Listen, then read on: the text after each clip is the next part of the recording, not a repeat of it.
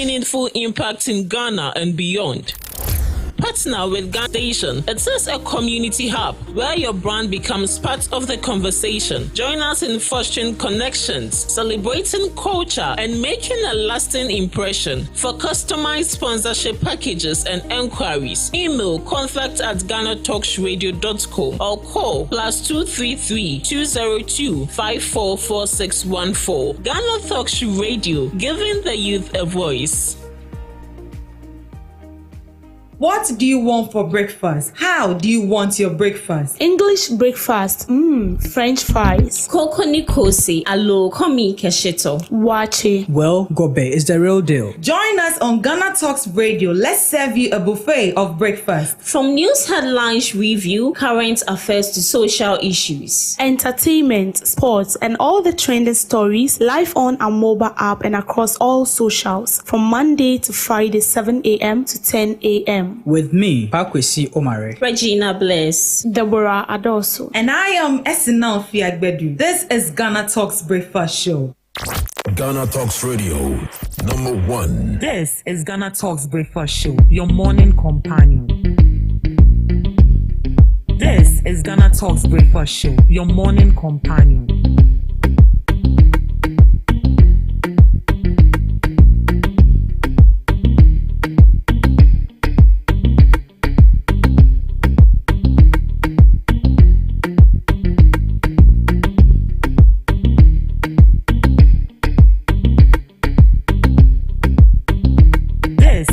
Talks Breakfast Show, your morning companion.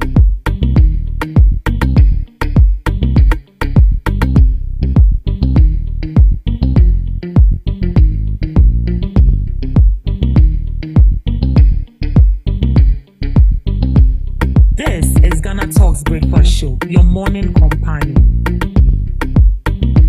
This is Ghana Talks Breakfast Show, your morning companion.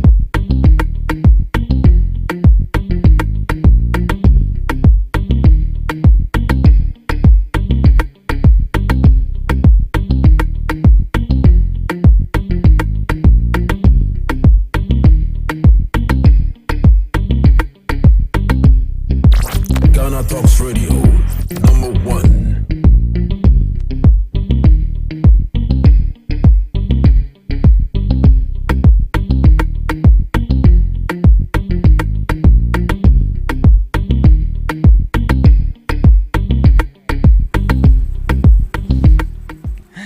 Good morning to you, lovely listeners of Ghana Talks Radio.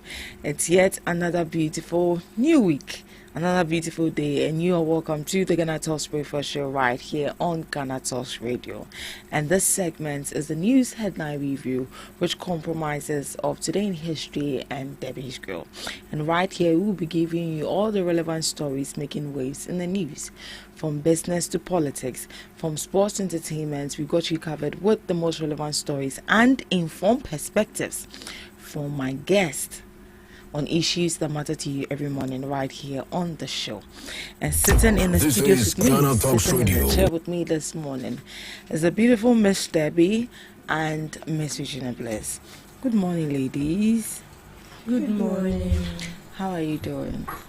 The grace is sufficient. Miss Regina, how are you? I'm fine, by grace. You? I'm fine. Thanks for asking. I love your shirt. Thank you. I love your hair. Oh, thank Natural you. twist. Natural twist. Yes. How was the weekend for you, by the way? A lot of events went on in the weekend. Yeah. Mine was great and fulfilling. Great and fulfilling. We thank God. What of yours? It was fun. I had fun. At least this week. I saw it. Yes, I had fun this week. Miss Debbie? Mine was fantastic. It was fantastic. We bless God. We are here, well rested, and we are here to, dive into the issues as we do it. Well rested, me job one. Oh, that one there, about anything. Me, Rebecca, nobody sent you there. Nobody sent you. Nobody exactly. sent you there. All right, let's dive into the major news items for this morning. Declare temporary ban on mining to review Galamsey fight. President of the KNUST chapter of University Teachers Association of Ghana, Professor Eric Abaviri, is calling on government to declare a temporary nationwide ban on small-scale mining to reassess the country's ongoing fight against illegal mining, popularly known as Galamsey. Speaking to journalists, Professor Abavari described the Galamsey situation as a national emergency that demands bold and transparent action. He believes that a 3-week or 1-month suspension of mining activities would allow government and relevant agencies to conduct a full audit of mining operations and review existing policies. What is before us is serious, and for a war like this, we must be resolute. We are asking for a temporary ban for 3 weeks or 1 month to reassess the situation so everyone will know where we stand, he said. Professor Eric argued that Ghana's environment continues to suffer severe destruction, with rivers and forest reserves heavily polluted, despite several interventions by successive governments. He noted that the proposed ban will not only expose those behind illegal mining operation, but also restore public confidence in the government's commitment to fighting Galamsey. Adding his voice to the debate, the Director of Communications of the New Patriotic Party, Richard Ahiagba, said the Galamsey fight should not be politicized. He called for a collective national effort, stressing that the destruction of natural resources affects everyone, regardless of political affiliation.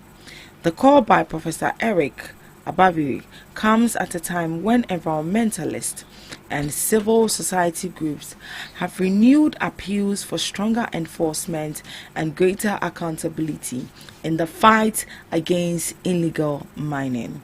Yeah, so that was coming from Dr. Eric Abavari. Yeah. Abavari. Yeah. Pardon me if I got them wrong. Yes. Some names can be, difficult to pronounce. Right. So he is calling for a temporary ban on mining. A temporary ban on mining. So it could be 2 weeks or 1 week. But looking at the situation now, do you think a temporary ban on small-scale mining is going to help reassess, or is actually a practical solution to reassess the Galamsey fight? Miss Debbie. It's not going to curb illegal mining completely, but it's a temporarily, as it is being stated in a statement, is a temporary solution. So temporary ban on illegal mining, where it stands now, I feel like we are almost hitting a rock. And so what we can do basically, since the government has refused to declare state of emergency, and since we're calling on him to implement or amend a shoot to kill approach, and also fire, the best thing we can do for now is to ban illegal mining for some period of time. Small-scale mining. Small-scale mining for some period of time. Because some of these small-scale miners, even though they have license, I believe most of them still mine illegally. And I feel like the water is being destroyed. It's not personally from illegal miners. Because I can remember some time ago, most of some reporters went on ground, and then they find out that people who have the license and claim to be mining legally, that has to do with the small scale miners, still mine illegally. And when they got there, they flee. But then you could see their gadgets and everything that they were using in mining. So it clearly tell us that we have people who have the license and then pretending to be mining using the right process or abiding by the rules stated, but they are not. So what should we do?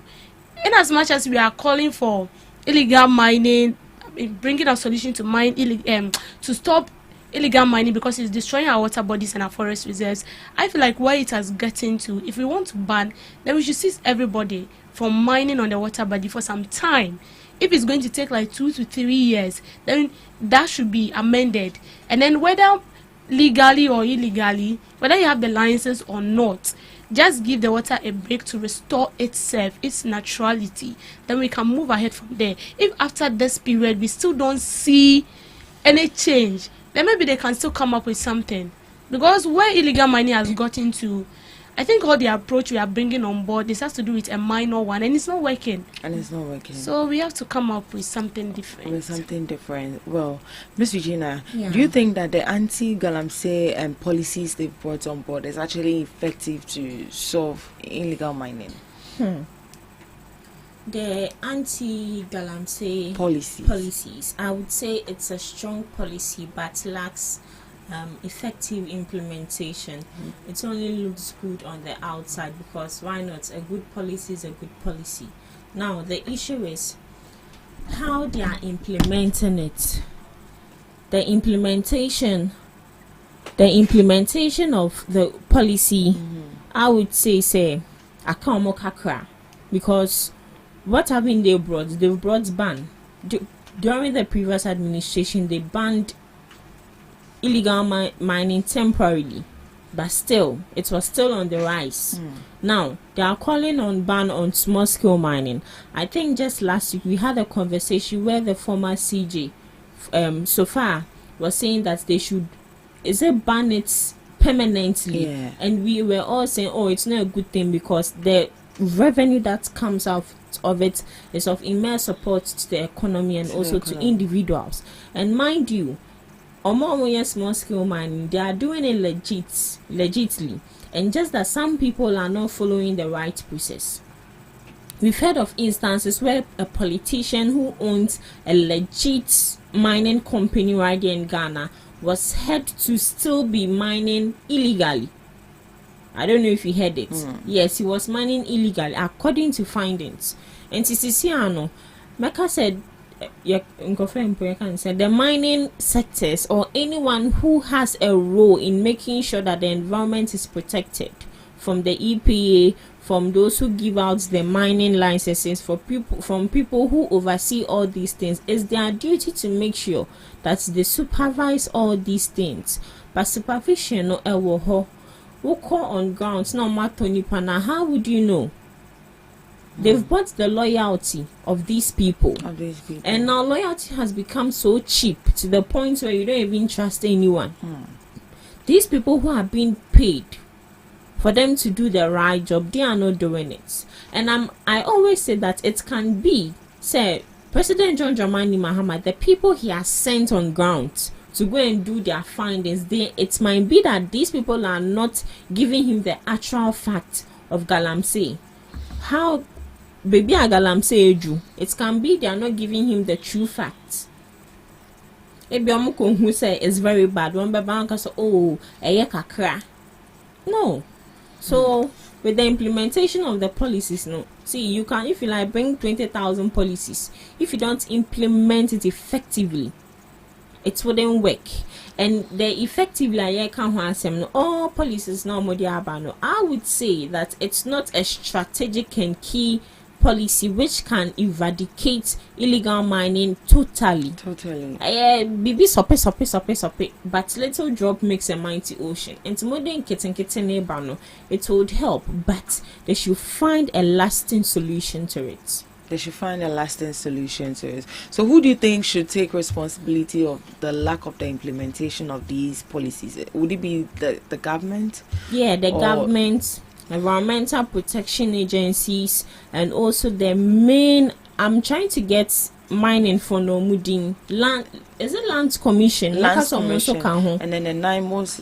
Exactly. Oh, NIMOS in the they are doing something. They are doing something. Right. But are you in support of the temporary ban on small scale mining? Are you in support of it, or you think it's not a better solution to sort out illegal mining? Well, in my first submission, I said it is not a solid solution to stop illegal mining. But where it has gotten to, we have no other option. We have no because other option. all the options we are bringing out has been booted out. And I feel like the government, wherever the government sits, and the range at which he can see where we get to that position, or where we sit on the same seat, you're not going to see that as is being stated in the Akan proverb. I'm just trying to translate that. So maybe they have their own reason why they are doing that. But if it were to be some country, by now we've solved this issue within a twinkle of an eye. But it looks as if they are trying to consider certain people. What if we declare a state of emergency? Innocent people end up dying. Like, we are putting certain things into consideration. That is why illegal mining is still in a hold. But with this, it's not going to solve it, but it's just going to keep it. It's just like you being sick of malaria and don't want to go to the hospital. Whether the medicine prescribed to you is the right one or not. It's not getting it's not going to heal you completely till you go to the hospital, and then they take your blood and then they do the checkups and find out that maybe it's not even malaria that is worrying you. So with this temporary ban, it's not going to bring an end to illegal mining, and in a way it's not going to stop it, but it's just going to, it's just like you, cutting the edges of a tree without uprooting it from the roots. So it's not going anywhere. But since they said, yes, you're showing your right. But you and I are here in Accra. What do you think, as ordinary Ghanaians, we can also do to help fight galamsey? It's to advocate. It's for advocates. Advocates, we are doing it every day. See, if you like, just take your phone and then try to monitor all stations. Even if the issue they are talking is not about galamsey, or galamsey, so, and they will say something about it. So it should tell you that everybody is equally concerned. When you take your phone right now, you will see people complaining. I remember some time ago, a man went to, his own home to fetch water, or be a tap and and sometimes you can fetch the water, you leave the water down to settle for, say, 5 minutes, and then go back. You find this kind of particles, dirty particles in the. For me, I know that when you fetch water, it can take like maybe 2 weeks, 3 weeks. But now when you fetch the water, you just leave it down to settle for, say, 5 minutes or 3 seconds. You go back and then you find particles. So when it comes to Accra, although some people feel like they are not in communities where illegal mining is going on, so they don't care to speak about it, we have people that clearly talks about illegal money each and every day. We have people who even create accounts only for that. So when it comes to Accra, people are actually advocating for the stop against illegal mining. So we are trying for our best in India. We are doing Akanya government in Nebeye. So as ordinary Ghanaians, the only thing we can do to fight galamsey is to advocate, and to the ordinary Ghanaians who are also involved in illegal mining, put a stop to it. Moving on, unregulated new media threatening future of journalism. Otumfuo, the Asantehene Otumfuo Osei Tutu II has raised strong concerns about the growing influence of unregulated new media, warning that it poses a serious threat to the future and integrity of journalism in Ghana.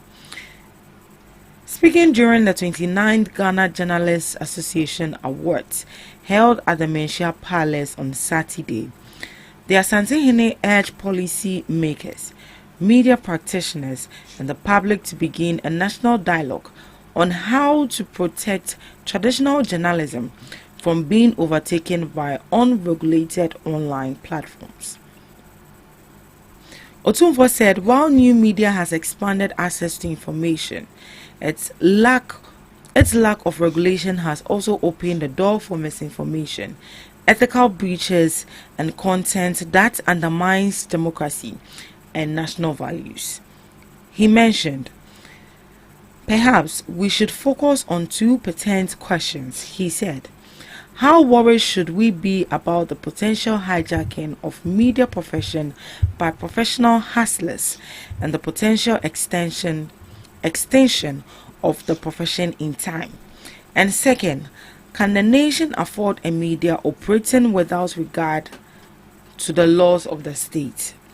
The Asante stressed that freedom of expression does not mean freedom from accountability, insisting that media operations, whether digital or traditional, must operate within the rule of law. Any form of media, new or old, operating without legal constraint is potentially a direct threat to democracy, he cautioned. He also lamented the decline in moral and linguistic standards within the media, warning that the increasing spread of indecent and unfiltered content, especially online, could erode the nation's values and intellectual culture. When you fill the mind with garbage and filth, the brain can also be shaped in garbage, and the output we can expect is nothing but garbage, the Asante Hene said. Otumfuo Susu II concluded by calling for collective action to restore the honor and credibility of journalism, reminding the media of its central role in shaping national conscience and democracy. Let some serious dialogue begin to find a pathway to the preservation of the honor of the profession, worthy of the memory of titans like P.A.V. Ansah, he urged. Right, so that is a call from Otumfuo Tutu that it's high time that there should be some sort of like regulation for the new media, garbage in, garbage out. That is what he mentioned. Miss Eugenia, do you think that the new media is taking over the work of the traditional media? The new media is taking over the work of the traditional media. I would say every media is a media. Is a media. But when it comes to the traditional media, these people know the values, they know the ethics. And also when it comes to some parts of the new media, some of them know the values and some of them know the ethics. I just say Oman call media school. Oman America said they don't really know what the content creation and what they are doing is all about. The media is supposed to educate and uplift, but now I would say it's a 90% of what the media brings out there. It's not about education. If we do it, like I say, our national values deteriorate because everyone just comes in and just does whatever he or she wants. And as I'm saying, the media is supposed to uplift and educate. See, there are only few media people or more new media space. No, they would post relevant things, but you know, the last time we went out and there was a banter between two people, and some people were videoing it. Yeah. A normal media house wouldn't video it because that. It's of no value, it's of no use to the people out there. But these people only post tabs for the clicks, for the likes, for the comments, and for the subscription, and that is it. They don't care about what they are posting out there, how people are receiving it, either good or bad. And form into new media now, oh, it's a good thing. Now social media is the ish. Social media gives information, it reaches out more even than traditional media, because traditional media no beko program obaka so do camera betcha a betche just a local office, you take the card out, you can't say watching, you transfer before you can do one or two touches editing before it can be brought out there.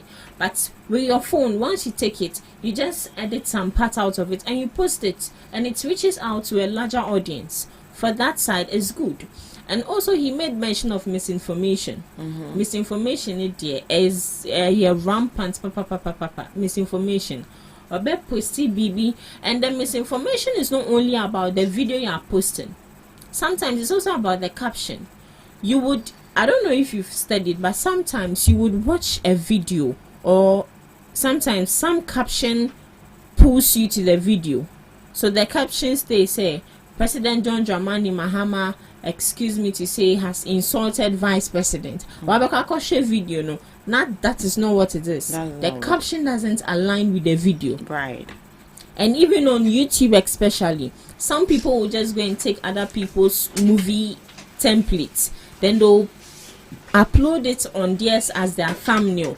And so movie, you think that is the movie you are going to watch, but it's a different movie altogether. And that is also not good.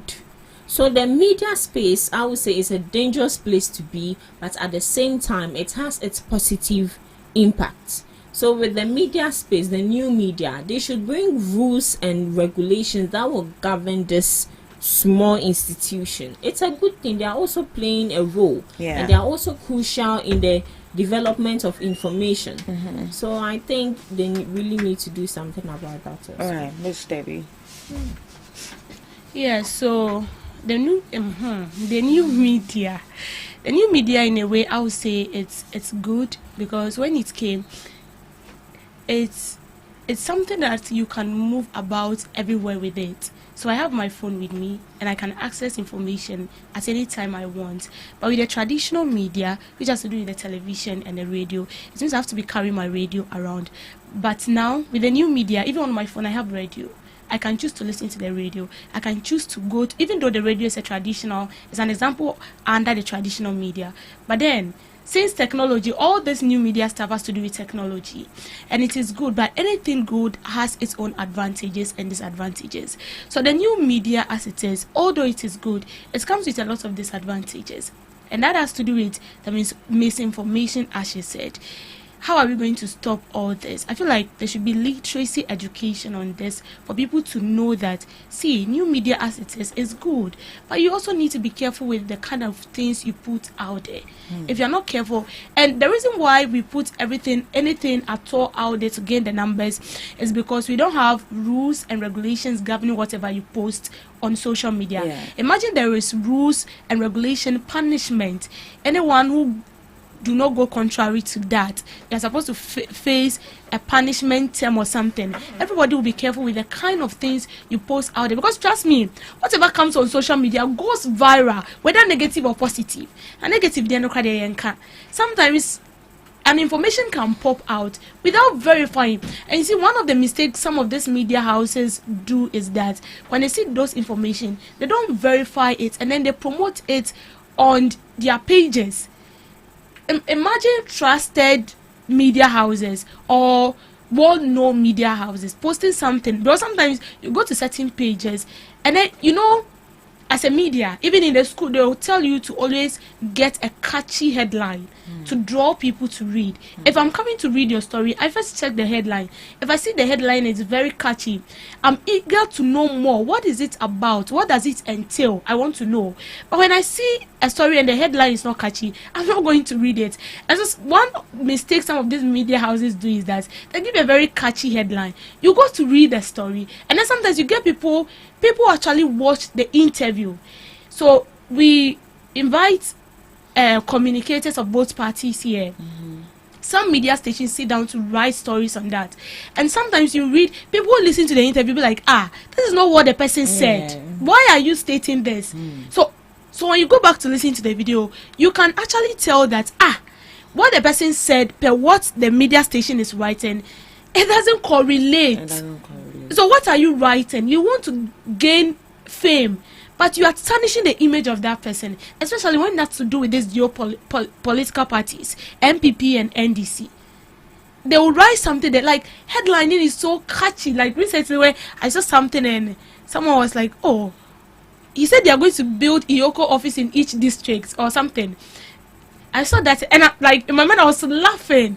And so I came to the comments and people were like, are you sure this is what the man said? Is the man even aware he said this? And I was laughing.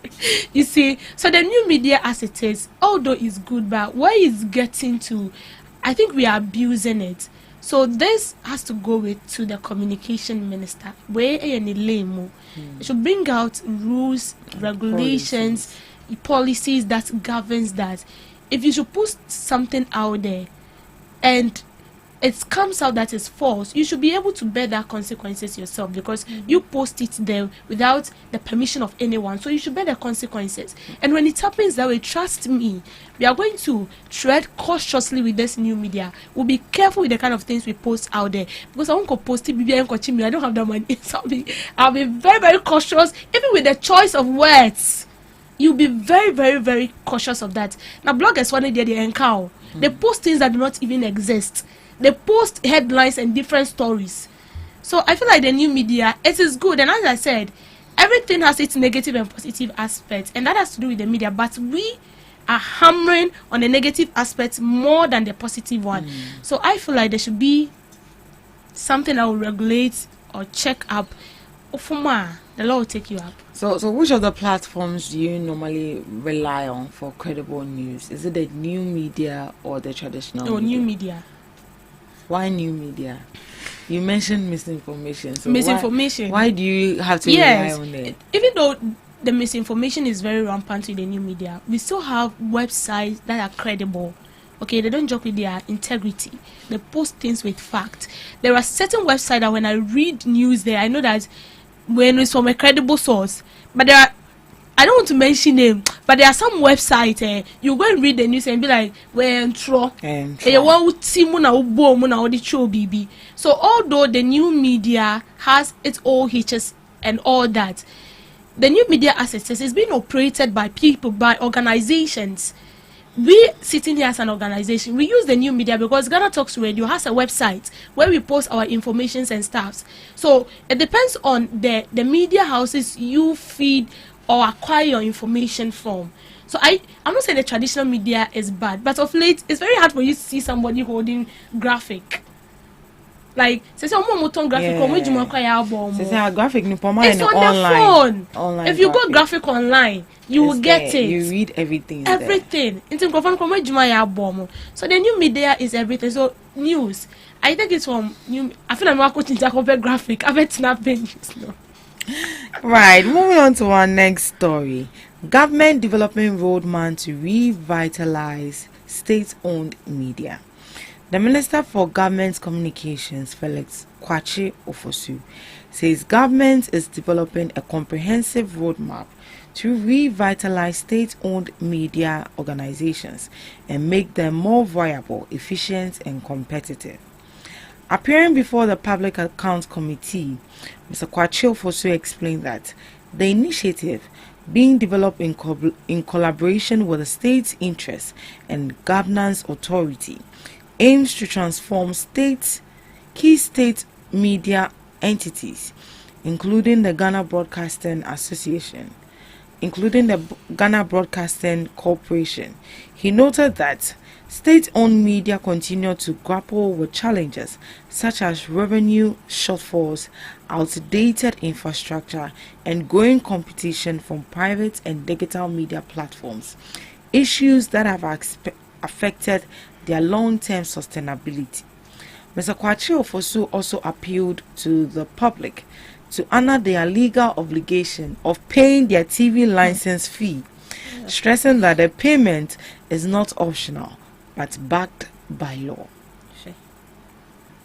You'll be surprised that there are some people who do not know the payment of TV licenses is compulsory and backed by legislation. He said, I think the first point of call is to put in place an enforcement mechanism that compels people to pay, and people must be enticed through content development to pay.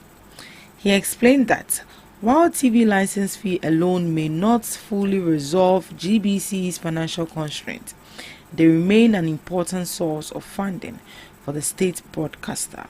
The roadmap, once completed, is expected to outline strategies for improving content quality, governance structures, and financial sustainability across state-owned media institutions. Would you agree that some state-owned media have actually lost their credibility or even that zeal or that edge to even tune in and even watch? Miss Regina? Na TV license, no. Simple because the last time I saw Afenyo Markin and other people writing said they've paid, and some more Tronesa. Then I think some is it GTV or said BBC. They'll pick it, GBC. They'll then pick they'll it, post it then on they'll their post page. it. Sika bebre bio, and I menu so. I think it's 36 cities a day. Sir, Yeah. hey, because the one I saw, they were doing it for cruise. Okay, 36 cities. Sorry to say that 36 cities can last me for like 2 days or 3 days. 36 cities. You? Yeah. Oh yes. That's a lie. Why? In the morning, your breakfast alone is 26 cities. Hey. And you eat spring roll. Oh God. Okay, I'll meet you back there. See, if I see the value of something, I wouldn't have any reason not to pay. But I'm not seeing the value of these state-owned media houses. So why should I pay for 36 Ghana cedis or even more? I say it's compulsory. Compulsory. I'm your phone no munti. I'm The last time I saw one guy posting that I don't have television. Am I still supposed to pay for this thing? And when you read another comment, someone was like, me, I will never pay this thing. Honestly, if they are giving us the content we need, we can share or more TV so I say phone na camera no, or more bubo enim. Mo kind of noise. Mo friend noise. Noise go so noise so. Nipa jina so kasaba na noise was so. Even our phones now can take proper content. So how much more a state-owned media and more cameras they should revolve? Nipa se someone se bi. Obako na sorry to say nkokra phone bro phone egu ho. Take the Gen Zs, employ the Gen Zs for them to bring their AI ideas on board. We are not saying it's wrong to have state-owned media, but state-owned media there. Was there one in town? Exactly. They need to even be the best. Give us the credible information. Give us up-to-date information. See, you verify your facts, then you give it to us. Because free TV stations, new radio stations, they give us real facts and quality. And so states on munchum and some production firm. Then they should employ the youth, because the youth, they really need money. Or better still, they can buy more gadgets and just use it for production firm. Events, then you go and cover it for people. It's not necessary that change now, you have to give us information. To say information, ebuso. Yes. Mystery.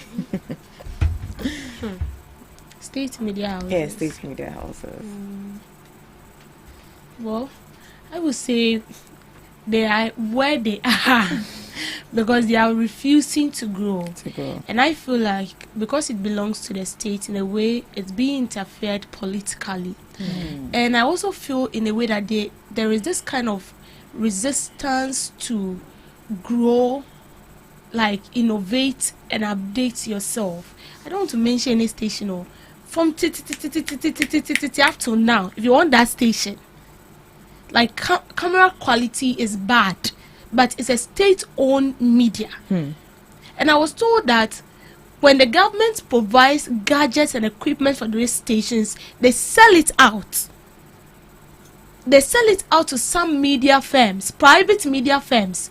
And that is why the private media firms are doing massively well. We can call a lot. TV3, Joy News. Are they not private media firms? They are doing massively well. Compare these stations to the government state media that we have in the country. It's nothing to write home about. And it's sad. Because those times, if you are talking about stations that thrive, it has to do with the government state media. And those times, they broadcast in all the languages. So by now, they should be ahead. Cry like 20 times. But now, no. And when you go there, you meet people, my grandfather's age, still there working. Why? I have some state media houses where my seniors went to do a internship. Old men, no, they won't even give you the opportunity to explore. like when you come to Ghana Talks Radio, like how they'll give you opportunity. Some media houses, they don't do that. And this is a state owner. Even if you, sorry to interrupt, even if you go for events, the old men are the one holding the camera. Yes, they're the one holding the camera. Hey. They are the one.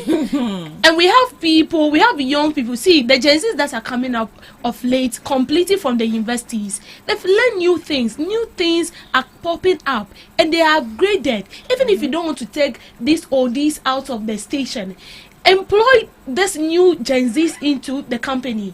Let them bring in the new recipes that they've learned outside to rebrand whatever you know. But that, citizen, that is why anything state is still marking time. Because a private institution will not sit down and watch his or his company drain. Abro who said things is evolving. Other stations are doing this and they are progressing. We will do it. They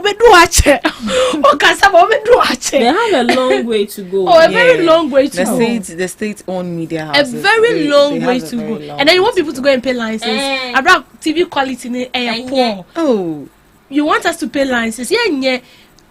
I can log into or take my remote. Me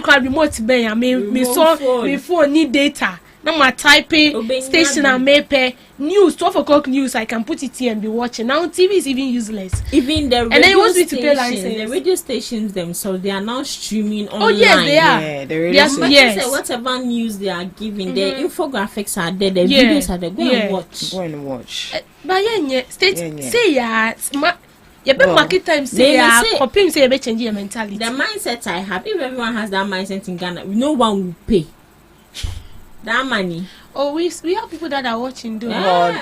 Not me. I won't even waste my time. No, I'm not watching that station. No, I'm betting. I mean, they say it's backed by legislation. So you see, the private stations said they are using techniques and tricks and they are gaining more viewers. Exactly. Why are they not taking money? They know what they are doing. They are branding themselves. They are selling themselves out there. They want to gain the numbers.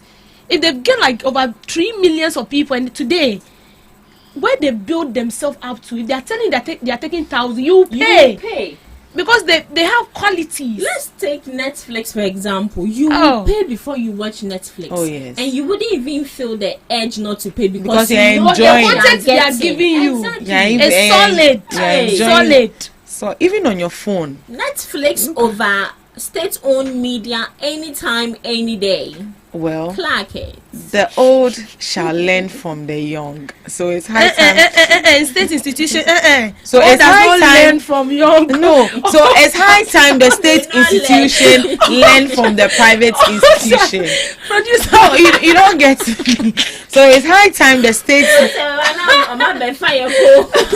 So it's high time the state-owned media houses learn from the private. They would. They can't say when you know. Don't learn. Yes, I say can't say when you know. But at least we've seen they are coming up when it comes to social media. You've even brought my mind to something. My dear, time is up. I know. Let me just add this one. Even with all that, see, you know, if they're going for common reporting, were you there with me? They've been bringing like 3 buses. Like it's okay. Yes. They'll come for 3 us. buses. You know, my private station will send 2 people and they're and you know the private media houses, they put their microphone there and then they put their camera. They have a wireless connection. But the other state-owned media, it will take a long cable.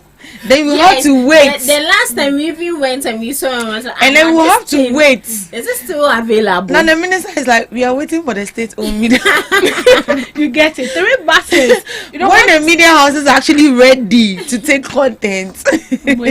I say more. So it's high time the state-owned media houses, they upgrade. Right. So we are calling on the government, any party or any government now or any administration that will come, whatever you have to do to revitalize our state-owned media houses for the states. Let's make it look classy and more lovely and enticing for people to watch. I'll set a good example. I'll pay. Right. Thank you so much for joining us on the news headline review. Up next we have Today in History.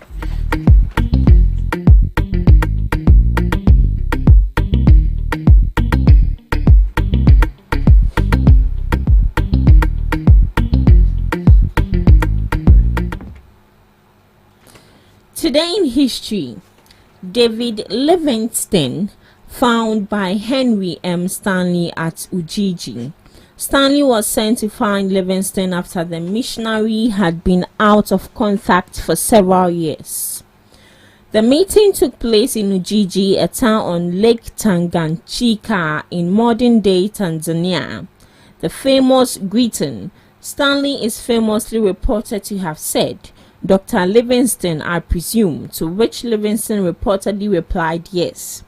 The authenticity of the exact quote is debated because the relevant pages in Stanley's diary were removed, and some believe it may have been embellished for his stories. After the discovery, Stanley stayed with Livingstone for a time, assisting him before eventually returning to Zanzibar in 1872. Court's application to strike off Nelson Mandela's attorney registration. The applicants, the Incorporated Law Society, Transvaal. The application was based on Mandela's criminal conviction for advocating and encouraging the disobeying of laws, specifically the apartheid-era passed laws, during the Defiant campaign. The Law Society argued that this made him unfit to remain in the legal profession.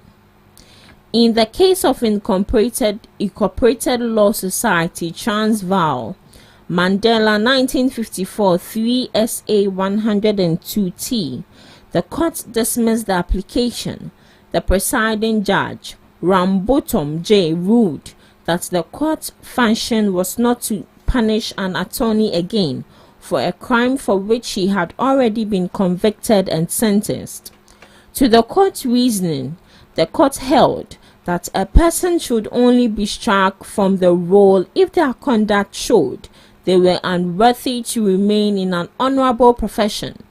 The judge stated that nothing Mandela had done reflected upon his character as a dishonest or dishonorable person, but rather that he was motivated by the pursuit of justice against discriminatory laws.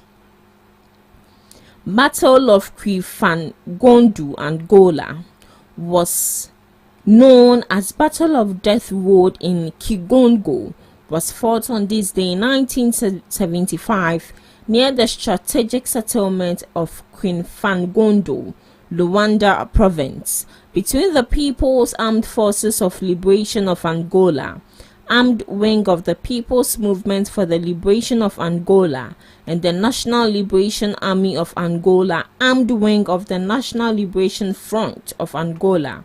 The engagement marked the first major deployment of rocket artillery in the Angolan Civil War, as well as the last serious attempt by ELNA forces to seize Luanda, the Angolan capital. It occurred on the last day of Portuguese colonial rule in the country, which formally received independence only years later. To some few observances, World Science Day for Peace and Development, to emphasize the important role of science in daily life and to engage the wider public in debate on emerging scientific issues, to also promote national and international solidarity for science.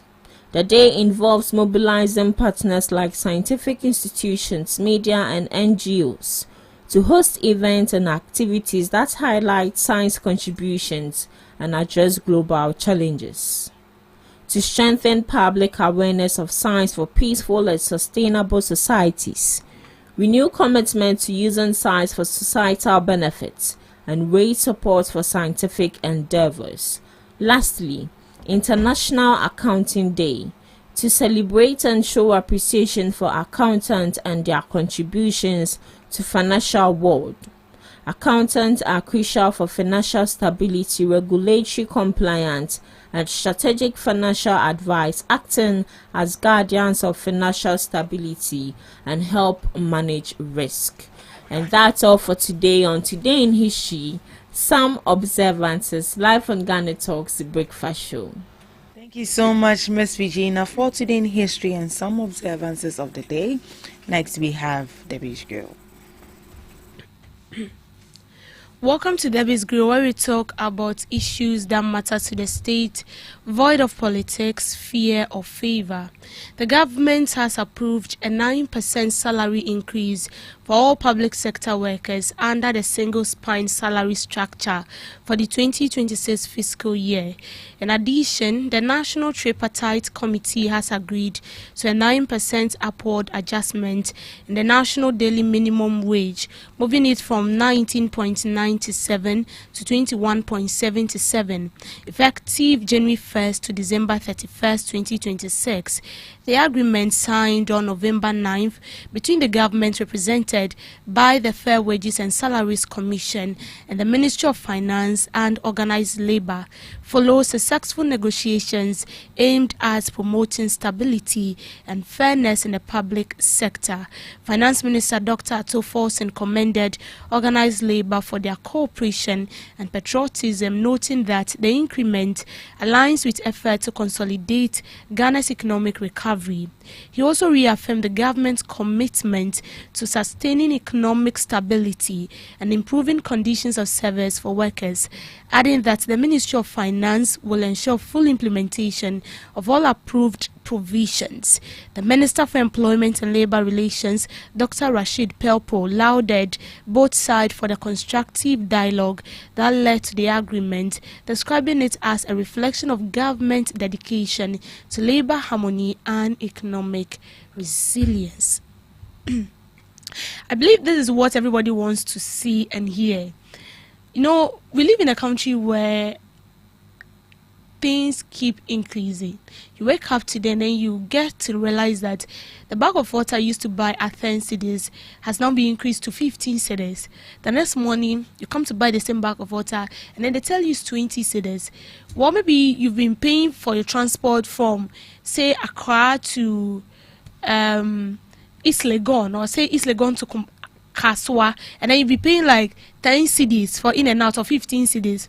And then you wake up the next week and it has been increased to 20 cedis. And then what you are taking home is lesser. And sometimes when you calculate transportation, you calculate feeding plus transportation, the money is finished. What you are being paid a month is finished. And then people see you to be working, but there is nothing to account for. That is how far, this issue has gotten to and how critical it is. Not to even talk about your rent issues. Of late, landlords do not even take 6 months. But according to the law, the maximum they're supposed to take is 6 months. But they will take 2 years advance. And then with the 2 years advance, you are paying, a month is like, some people pay 300 for a month. 300 for a month, and the landlord is not taking 1 year or 6 months advancement. He's taking 2 years advancement. Just imagine how much you are paying. Before we'll talk about the water bill, the light bill, talking about transportation, your feeding, and then calculating all this together, you are losing. Like big. This is a big loss. So this morning, when I saw that the government has actually agreed to increase 9% for public sector workers, it's a good news. And it's going to start next year, 1st January to December 2026, from 1st January to 31st December 2026. It's a year something, but then at least it's good. It's going to encourage workers. Because I feel like so long as there are increments in prices of goods and services, the government should also think about his people. It shouldn't be only increasing of this, bringing out new taxes to be paid. But all the people who work for you do not feel that kind of relief. So the government doing this is very, very good. I just hope that it wouldn't be one of the stories we used to hear, where you wake up the next day and then they'll bring you a different information altogether. If this is going to work, then it's a good thing. And as I said, it's going to encourage these workers to do more. to put in their best. Because you cannot, most of these workers we are talking about, the public sector workers we are talking about, they have families. Some have 4 children. They pay fees, feeding. You have to feed yourself and still feed your kids. You have to stock the house with groceries when you're out of stock. You have to ensure that your wards are well fed. Physically, they are clothed. And all this is being drawn from what you take each month. And so long as the government has now taken it upon himself that, listen, you are doing massively well for me. I want to appreciate you, although it's not enough, from 17 to 21. At least, it's better than none. I feel like now that the government has decided to increase salary for public sector workers, the public sector workers should also do the right thing. You wouldn't be in the house and be expecting the government to pay you, like what some government workers do, especially in our schools. Some of these teachers will not come to class. They will not, but they will be paid monthly. If not for a public account committee, I had no idea that when you are on leave, you are not supposed to be paid. But for some number of years now, as a public sector worker, when you're on leave, even for 1 month, the government needs to pay you. Although you are not at work rendering your service, but you need to be paid. Not knowing it was wrong. So whoever has been paid during their time of leave needs to refund that money back. It's quite funny, but you have to. You refund it. If the government is doing this, it means that it has you at heart. So you're also supposed to put in your maximum best. You can't be in the house. Then you come to the workplace, or you go to wherever you work for the government. You go today, 3 days is for the government. In a week, 2 days is for you, 3 days is for the government. Some do not even come to class at all. But they will be paid. And the government will not come and supervise them. And even the people that are supervising them are still taking something into their pocket. This is what we are saying. The government is about to increase your salary. Do the right thing as a public servant. And I believe when you do the right thing, who knows, maybe by the end of 2026, it will still be increased. And that is the most important thing. And what we, the media, can do here is to ensure, act as watchdog, and ensure that 9% is being increased, because it is very, very necessary. Thank you for making time with me on Debbie's Grill. Thank you so much, Miss Debbie, and thank you too for joining us on the first segment of the Ghana Talks Breakfast Show. We'll be coming up with a news shortly. Please stick and stay with us. Are you ready to amplify your business or brand's reach and make a meaningful impact in Ghana and beyond? Partner with GhanaTalks Radio today to connect with a diverse audience across Ghana and beyond. Elevate your brand through on-air promotions and social media. Boost your brand during prime time. With GhanaTalks Radio, you can extend your reach across digital platforms. GhanaTalks Radio is not just a station, it is a community hub where your brand becomes part of the conversation. Join us in fostering connections, celebrating culture, and making a lasting impression. For customized sponsorship packages and enquiries, email contact@GhanaTalksRadio.com or call +233 202 544614. GhanaTalks Radio, giving the youth a voice. What do you want for breakfast? How do you want your breakfast? English breakfast, French fries. Koko Nikosi, alo komi kesheto. Wache. Well, Gobe is the real deal. Join us on Ghana Talks Radio. Let's serve you a buffet of breakfast. From news headlines review, current affairs to social issues. Entertainment, sports, and all the trending stories live on our mobile app and across all socials from Monday to Friday, 7 a.m. to 10 a.m. Tom. With me, Pakwesi Omare. Regina Bless. Deborah Adoso. And I am Esinal Fiagbedu. This is Ghana Talks Breakfast Show. We bring you local news, business news, international, sports, and entertainment news. Right here on GTR.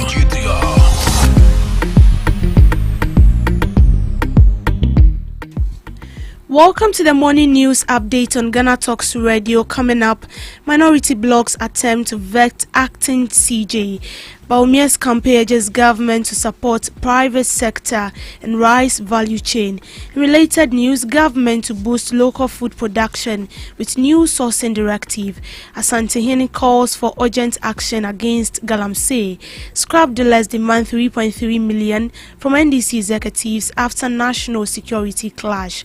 Ato Forcing engages market women and Takrady ahead of 2026 budget. These and many more coming up your way shortly.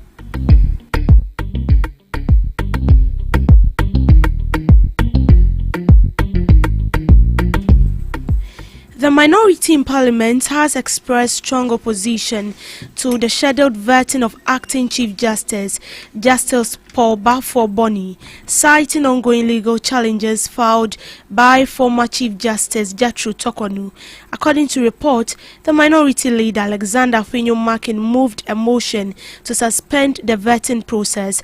However, Speaker of Parliament rejected a motion of no constitutional procedure basis to halt the process. Despite the ruling, the minority has vowed to block the vetting till legal matters are resolved. Meanwhile, the appointment committee is set to meet today for the position of the Chief Justice. I dare submit that the man who is going to be nominated himself is conflicted. He is in conflict. How can you, who knows that office, the occupant, is being denied her human rights, and you are supposed to empanel, you are refusing to empanel, yet this house should bless you with the benefit of vetting. We want to bring it in the context of the business committee report and invite the majority leader to graciously withdraw that aspect of his submission to the fact that on Monday there's going to be vetting. We will not support a report, that business committee report, that has an aspect that says that there's going to be vetting. That vetting will not happen. It will not happen. You must follow due process. Follow the law. Do the right thing. We, the minority, will not shut our. And that was from the minority leader Alexander Afenyo-Markin. In other news, the opposition New Patriotic Party has proposed that the government should provide funding to private individuals to buy, aggregate and store rice. Director of Communications for the Baumia campaign made the statement while calling on the government to support private individuals in the rice value chain. His proposal aims to address the challenges faced by rice farmers who struggle to find buyers. By supporting private individuals, he believes the government can help create a stable market for farmers to ensure food security for institutions. I hear he made a very important point. We may not be able to have warehouses, but who says government is the one supposed to go and buy and hoard? When we wanted to buy gold, what did we do? We carry money and give to private people to go and buy the gold and bring to us. So why? You are buying the rice anyway. If you think that it is a sector that is very, very, very much of importance to you, then that is one excuse. Okay. Don't build warehouses you need to do. And this one is not me being miracles and going after NDC. No, this is not an NDC business. This is a whole state failure, which we need to find a way to fix. Correct. Okay. My view is that the same way government is able to carry money, but that one is NDC. Because if they've been able to carry money and give to gold buyers, physical cash, to go and buy gold and bring to government, then you should be able to carry money to give to private people, to go and buy the rice, aggregate them, keep them somewhere. Then as and when your beggars and your matrons in hospitals and schools need them, they go and also buy it and then go and cook. If you do that, you are guaranteeing the farmer a certain price and a certain buyer. In that case, two things will happen. They will not have a situation where we are having now where the rice is stuck. And then two, the motivation by private sector to go and import so much, knowing very well that buffer stock will buy, would also be low. Go to the buffer stock warehouses. You see plenty imported rices. That's true. That has been brought into the country. That is true. You understand what I'm saying? This is something that government could have bought. So if government is buying even 70% of the rice we have on the market now, the local ones that are stuck, if government alone is buying 70%, it won't go waste. The secondary schools will consume, the prisons will consume, the hospitals will consume, the training colleges will consume. Then at least these people would. Who caused it? You reduce the currency by 35% artificially. That is why I said that. Whilst you see, government, you don't look at things in one line. Once you leave, all of you have been. Once you forget about it, we don't exist. You see, we don't exist. That argument, I agree with you. When it comes, I agree with you. Then get out, bring us, and accuse us. You understand what I'm saying? But so long as we are not in government, everything you say about us is moot. My point is that if you know that you have a policy of keeping your currency at a certain level, for which reason you do artificial injections, you must be mindful of the implications on the other side. The other cost that you will have to bear is to cushion your local producers. If it means buying their goods at a certain higher price, that is your cost of taking a decision on the other side. Every economic policy decision has a cost. Yeah. And you must be ready to cushion them and seeing that as your cost to bear if that is what you want to do. Otherwise, you know what you have to do? Leave the economy.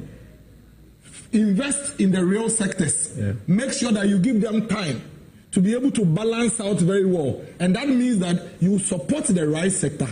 Let them be able to have the capacity, produce the kind of rice that your citizens want. Then they will have so much in the market that they can compete with importers. That would reduce the importers' search of dollar to go and buy more rice, and it will bring your dollar down. And if you decide not to go down that serious route, but it just pumps dollar into the system to manage your currency, then maybe you must be ready to bear the cost of buying your local producers' rice at a certain price. In response to that, the Minister for Food and Agriculture, Eric Opoku, has announced the government's plan to direct all ministries to source food locally for schools and prison inmates in a bid to support local farmers and manage the current surplus. In an interview, Minister Opoku highlighted that the government has succeeded in producing excess food of what the market requires. The directive applies to the Ministry of Education to ensure that all goods served to students is locally sourced. He also affirmed the government's commitment to address the challenges facing farmers. When we are done with all the harvest, we'll have a fair idea of the quantity that we're able to produce this year. And that idea or that data is what will inform the next decision going forward. In the middle of harvest, it will be inappropriate, Samson, for anybody to say that, take a decision on that. No. Every decision that must work well must be based on data. And that's exactly what we are looking at. Let us allow the process to end. After the harvest, we are putting in place mechanisms to contain the glut. It is glut. Because if you go to the farm and you listen to the farmers, in fact, some of them have written officially to us. And it is not only about rice and then the maize, soya beans that you are talking about. Yes, some specific directives have been issued to ministries to act. The Ministry of Education has been directed by the President to ensure that all the food that is served to our students and all the food that is served to our inmates, the prison inmates, is bought from local sources.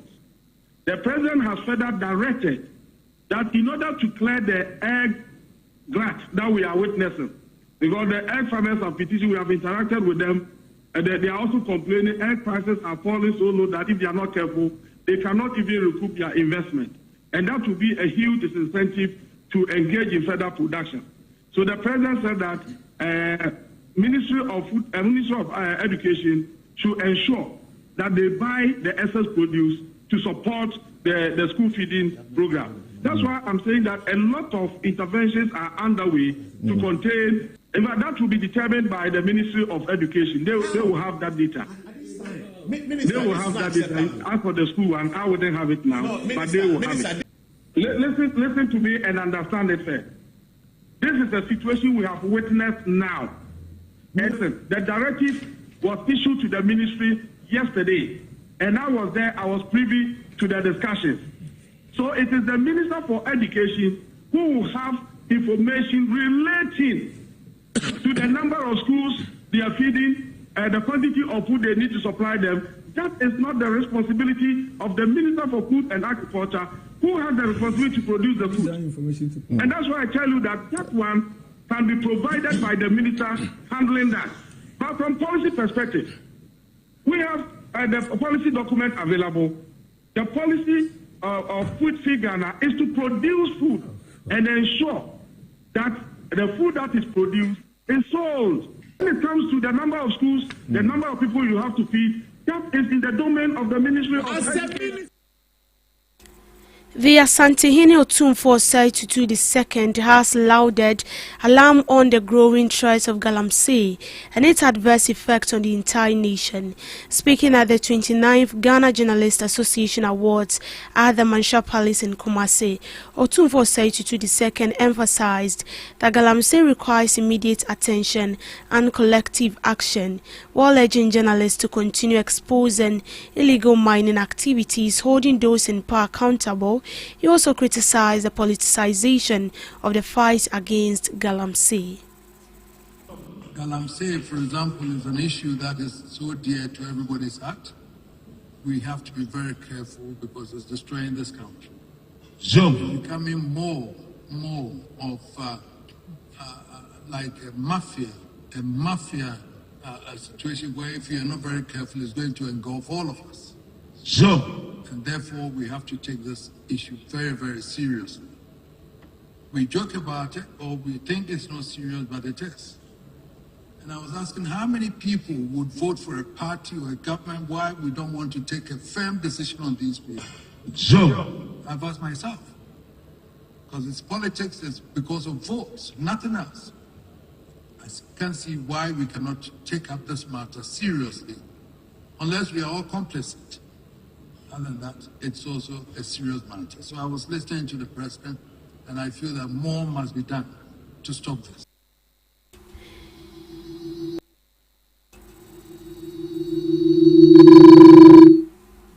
A group of scrap dealers in Takoradi are demanding a refund of 3.3 million from the National Democratic Congress executives after the operatives were halted by national security personnel. The dealers, who claim to be NDC supporters, allege they offer 330,000 each to party officials to secure permission to scrap 100 tons of railway materials at Takoradi Harbour. However, the national security insists the materials were unauthorized for scrapping. Although the Western Regional Chair has denied the allegations, one of the dealers, Alhaji Razak, claimed they were misled into believing the scrap had been legally approved for sale. The dealers now plan to petition the National Democratic Congress regional executives, demanding either a full refund or access to the materials. Auction. Na committee bi afi akraba nti o mfi akraba no mo si awu biala eye consider ewo constituent ma afi de scrap dealer ebetuma atua them amount of sky oye new currency 330,000 Ghana cedis bla na batua no mba mawo nzamane bi aye constituency chairman of NDC bi mo free cry since last week Saturday o mo ba no mo start o mo twetwe man mo lodi ko Obiana stop omu. Na yena yewo constituency ade no. Ye twa we scam one. Na ye be edwuma no mu stop yandia. So omo mba yankwa na ye edwuma na omo fa yes scam fa maya. Aye scam no omo toni maya no. Omo mba yankwa ye railways. Coaches na race na odi the form no. So omo mba yankwa na ye ntwitwa. Omo fa yes scam fa maya back. Into this groups are actually 10 groups. And the 10 goes Lucas Kenny Yalaboma, it's about 330,000 new Ghana cedis, new currency. Me, I can say the material 330,000 Ghana cedis. So, the chairman, if you're chairman, or your chairman said, Mr. Yahaw say, my brother, and you say you're better than a year. Yahaw say, Yanina, Yawana, only Yanina, Yawade, Yabato Scraps, Yabay, Juma, 1% Yabayano. Will be a new one your delegates. Osimitim, Efia, Katodiskan, and Skendi.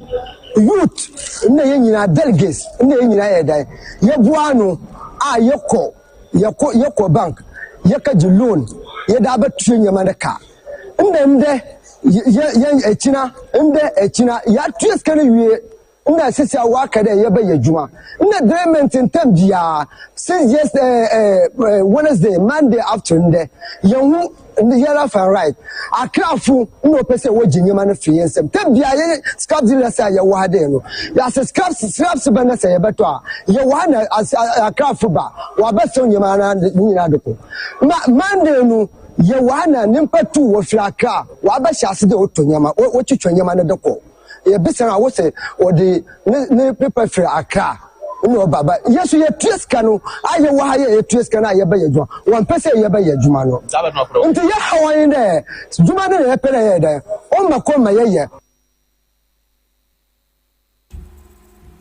Ahead of the presentation of the 2026 budget, Finance Minister Dr. Kaiser Latoforsen has engaged traders at Takoradi Market Circle as part of his stakeholder consultations. Dr. Forsen described the encounter with the traders as the highlight of his visit to the Western region, noting that the conversation were both humbling and inspiring. It was clear that our efforts to stabilize the economy are beginning to bear fruit. The minister said after the interaction, many spoke of easing prices, renewed confidence, and a growing sense that the tide is finally turning in their favor. The engagement formed part of government's broader effort to ensure that the 2026 budget reflects the realities, hopes, and expectations of ordinary Ghanaians. The finance minister is expected to present the 2026 budget statement and economic policy to Parliament on Thursday, November 13th, 2025. Still on business news, Felix Kwakye Ofosu, Minister of Government Communications, has stated that on Wednesday, November 12th, President John Dramani Mahama will officially launch the Nkukwo Nkitinkiti program in Kumasi. While details of the program have not been fully disclosed, it is expected to focus on community development and youth empowerment initiatives in line with the government's social intervention agenda. The week will culminate on Thursday, November 13th, with the Finance Minister presenting 2026 budget in Parliament. The budget is anticipated to include far-reaching policy initiatives aimed at economic growth, job creation and social welfare improvement, as well as strategies to strengthen fiscal discipline and resource mobilization across key sectors.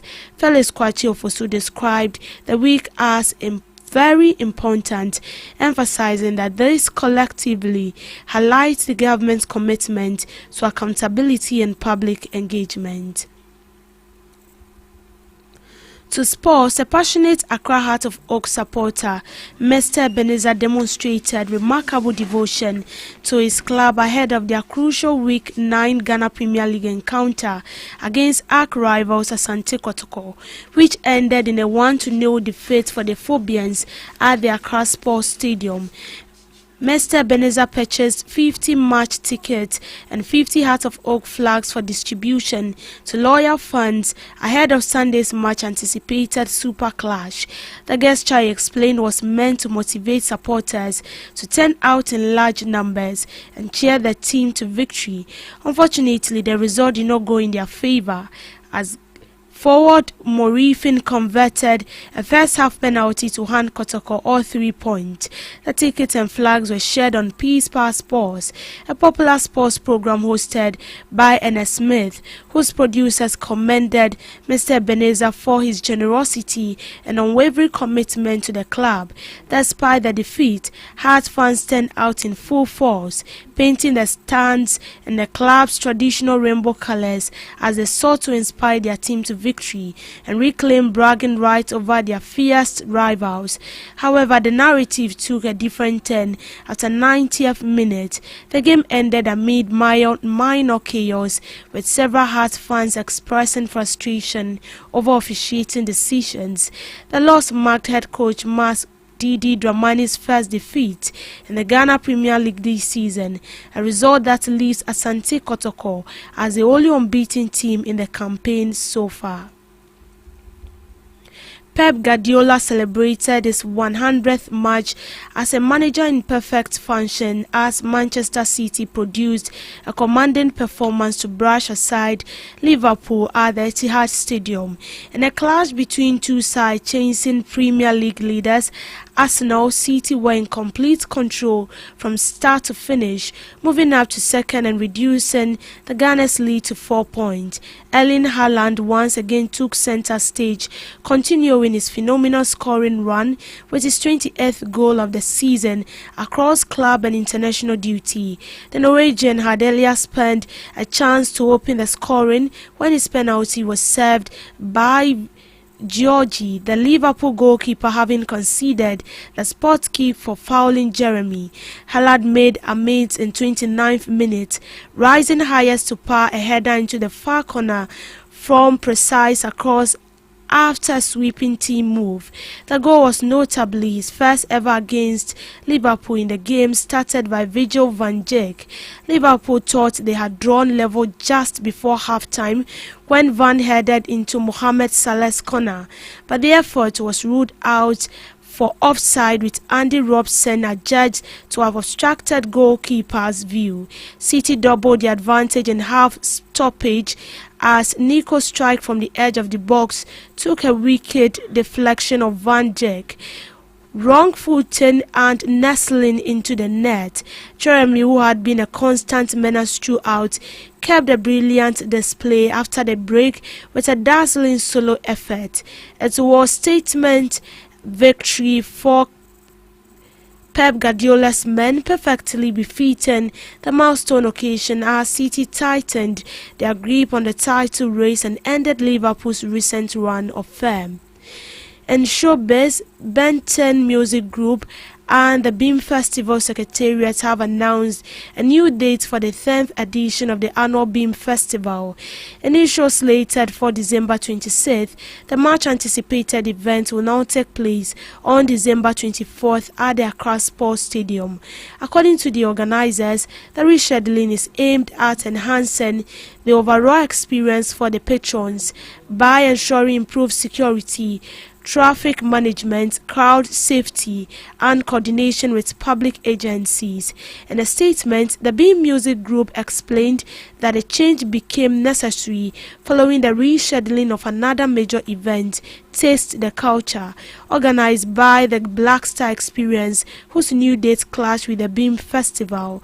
Despite the financial implications, management stated that the decision was made in the best interest of public safety and to prevent congestion around the venue. The organizers also expressed appreciation to the Ghana Tourism Authority for its support in facilitating the date change and helping secure the stadium amid the busy December calendar. Beam Music Ghana and the Beam Festival Secretariat apologized to fans for any inconvenience caused by the date adjustment, assuring that all previously purchased tickets remain valid and can be redeemed at the designated centers. The 10th anniversary edition of the Beam Festival promises to deliver another unforgettable night of world-class performances and a celebration of Ghanaian music and culture. And that's how we end it on the morning news update. Do want to log on to all streaming platforms as well as log in onto our website at www.GhanaTalksRadio.com for more news updates. I am Deborah Dawson. Thank you so much for making time with me. Do have a good morning.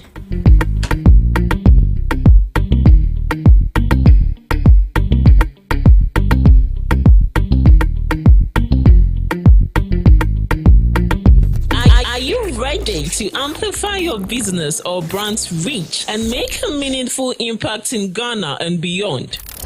Partner with GhanaTalks Radio today to connect with a diverse audience across Ghana and beyond.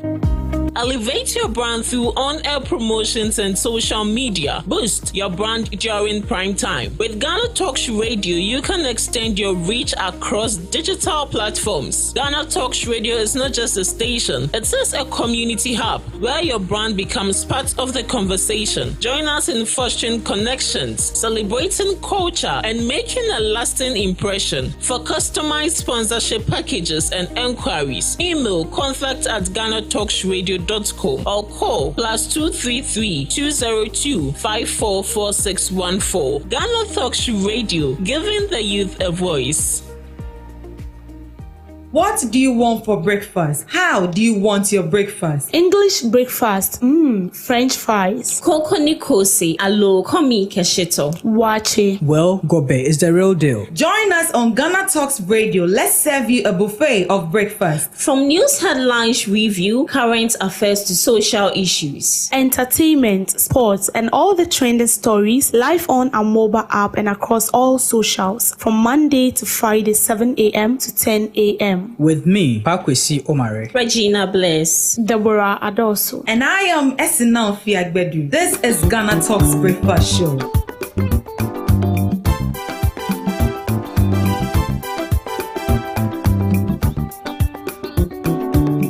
Ghana Talks Radio wo UK abrochimemu era from Ghana mu ha the sound system which spinning machine papa every amana ne aba begu o Ghana mu ha enti se we ye aye we ye engagement we ye wedding we ye birthday party political parties are more ye rally some more ye sorry are more ye crusade so we bo carnival or any kind of event now we pe spinning machine papa a boa sound no mu de dia ene me kanfo GTR sounds de emawo ya wa live band nso a woto nsa de frenya ye betimi ababeboa ama wudwumedi a wudie nso atimi aye kama pa ya wo enkan poponi mantamo anya aponchi hotel ehwo pepepe na ye butuo odi an se wo be frɛ empanifo ewo 0546960510 GTR sounds emu de angaza.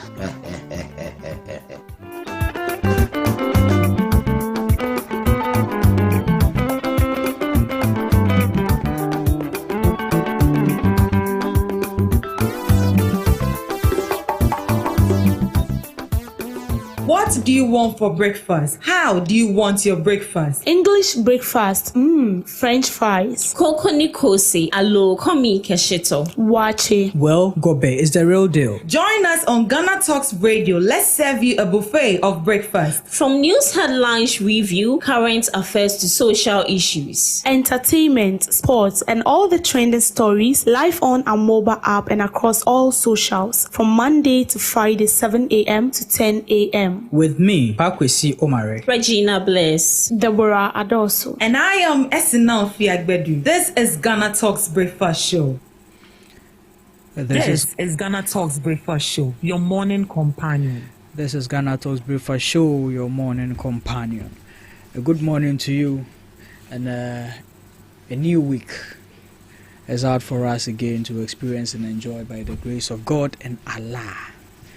My name is Pakwesi Omare, and we are back again on your airwaves to serve you the best of the best breakfast you can ever have in the capital of Accra.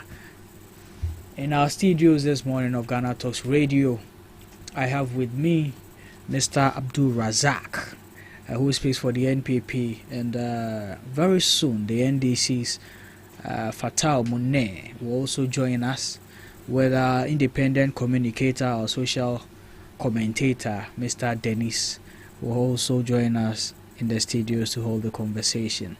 Before they all gather here, we want to engage you as well to be part of the conversation as usual. Let us hear from you. Let us get your views, your comments, your suggestions, everything that you want to put across to the audience out there, and then we will make sure it actually gets to them. Razak. Yes, sir. Morning, sir. Good morning, sir. How has it been? It's been terrible of late. Okay. Is it economy-wise or personally? Economy-wise. It's been terrible. It's been terrible. Oh, but the city has been stabilized. The city has been stabilized, but price of kinky is still where it was. Razak. The price of kinky argument that you people put across there, I don't get it. Is kinky the only thing we buy in Ghana? It's not only kinky, but you see, the problem is that they said a bag of maize is now sold at a lesser price. Okay. But why is that not reflecting in how much we price our kinky? Why is it not? It has to. Okay, I get you, because I mean, if fuel prices dropped and they were able to get transportation fares to drop, why is kinky still and in some places 7 cities? I think we should get the president of the Kinky Sellers Association to brief us on their decision not to drop their prices, because it doesn't make sense. I mean, every now and then Raza speaks about the price of kinky. I can tell you really enjoy kinky. I eat kinky a lot. Oh wow, there's one kinky. There's a joint at Newtown. Yes, the woman knows me very well. Yeah, she knows me. I'm always there for my kinky. Oh, I see. You see, and you see now it's even the quantity. It has reduced. The quantity is now being reduced. I don't understand. You have bag of kinky going, price of bag of maize going down, but you still maintain the same price. Now let it look reasonable. You are reducing the quantity again. This is serious. Very serious. That means the artificial injection of the money into the forex is not supporting, it's not helping the economy. Oh, really? Otherwise, naturally, if it is a natural flow, you see that it will cut across. You understand? So this is the artificial management of the economy, and that's why things are not going well. Oh, okay, but speaking of kinky, there is one right. Maybe I have after the show you can try it. Yeah, I'll be glad. I'll be glad. After the show you pass there. You pass there. You enjoy it. I like kinky with okra soup and yeah, that's how we take it over there. It's actually nice. Don't worry, after the show we'll go there. Straight from here we are going to kinky house. I'll be glad. Oh, okay, nice. So the artificial injection you think is not helping the economy at all. I've spoken a lot about it. It's not helping. But hasn't that always been the norm? That has always been the norm. That hasn't been the norm. Are you sure? You can point to the fact that under Akufo-Addo it was done some time ago, but it was not meant to be a policy or a direction as to how we should be going, and that's why Bawumia came with good exchange program, or should I say the good for oil program? No, I said good reserve. Okay. Yes. So that program was to help the city, but it's not a clear policy. Just like we are seeing now, the injection of the dollars into the forex market is not a policy. And if you listen to the warning that was given by the Bank of Ghana, the World Bank and IMF, it points to the fact that we should be looking for a clear, definite policy that will be dealing with this FX situation. And that's what we are lacking. So the artificial injection of the CD will only make it sustainable for some time, but that cannot sustain it to a very long period of time. As we have seen in this country, where the CD was injected, or the money was injected into the system, and after a period of 2-3 months, you saw that the CD started weakening against the dollar again. That simply points to the fact that it's not sustainable way of dealing with the FX situation. Okay, but speaking of the gold reserves, which you say Dr. Bawumia articulated to help stabilize the the currency. Is it not for this particular purpose that reserve was being curated, as you put it? Because it was curated so that in times like this we can inject some from there into it to sustain. What do you mean by in times like this? In times where you think the economy, when they I ask you how they have done it more than 3 times in a year. That's not the way to go. More than 3 times Razak, in a year. Razak, but Umia did not bring it because he wants it to be using it all the time to solve the problem of FX. And in any case, you see that the FX, we keep ensuring that the CD is at some level with the dollar in terms of the FX, but that does not reflect into the economy. That's what we are saying. That's why, as I said earlier, Kenke is still 5 cedis. We have a lesser dollar, or you have a lesser exchange rate. Okay. But it does not reflect in the economy. In the economy. Okay. So injection into the FX is not, into the forex is not the sustainable way of dealing with it. That's simple, as simple as that. But I'm coming. The injection of the reserve into the economy, does it bring any loss to the state? It doesn't, right? Not necessarily. Do we lose any money? We don't. Not necessarily. But then, comparing this that you say is not sustainable, is just artificial and it's not going to help in the long run. Comparing this to under your government's tenure, your administration. What I'm saying is that... I'm coming. You let me finish. Comparing this to under your administration, where you made the Bank of Ghana, how much money was that? They printed 60 billion first, and then they printed another, like a whole lot of money. Between the two, which one would you prefer? Because that actually brought a loss to the state. Big one. Look, I think this is not even part of what we're supposed to be discussing today. So let's. And you asked me a question on that, and I gave a brief answer. If you want us to deal with this, maybe we should find a deal. Yes.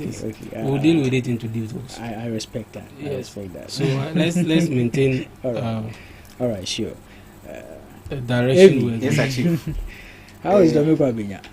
Oh, Domi Kwabenya is in good hands. I think, am I on air? Yes, you are. Is this thing fixed well?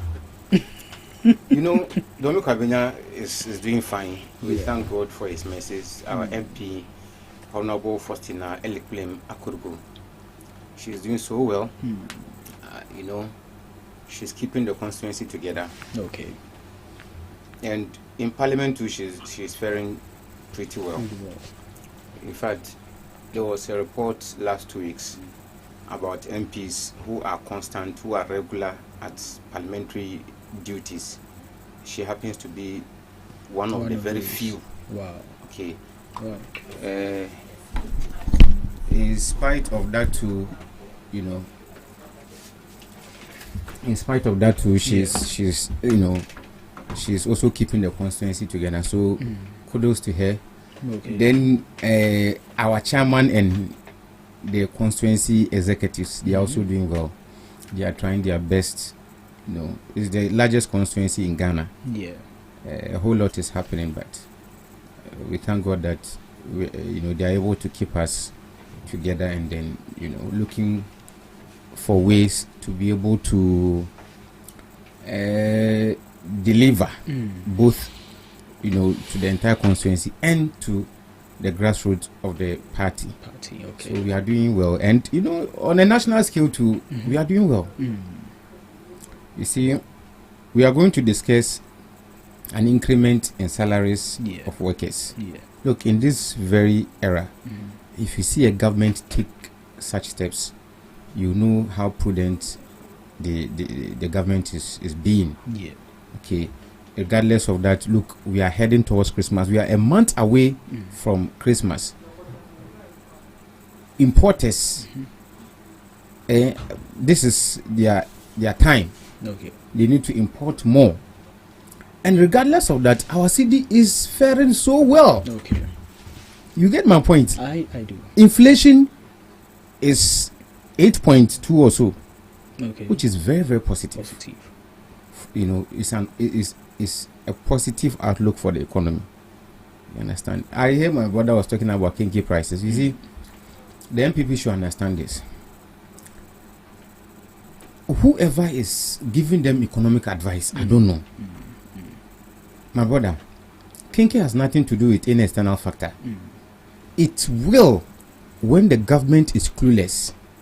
For instance, when Russia and Ukraine started their war, President Akufo-Addo under the MPP with Dr. Mahmoud Bamia as the head of the economic management team, they went to Ukraine and they were begging them for grains. The same Ukraine who were at the front. They were at the forefront of a war. Okay. They were experiencing missiles, you know, every time, and yet our president was able to dodge all those missiles, go to Zelensky and tell Zelensky that we beg you, give us grains to go and eat.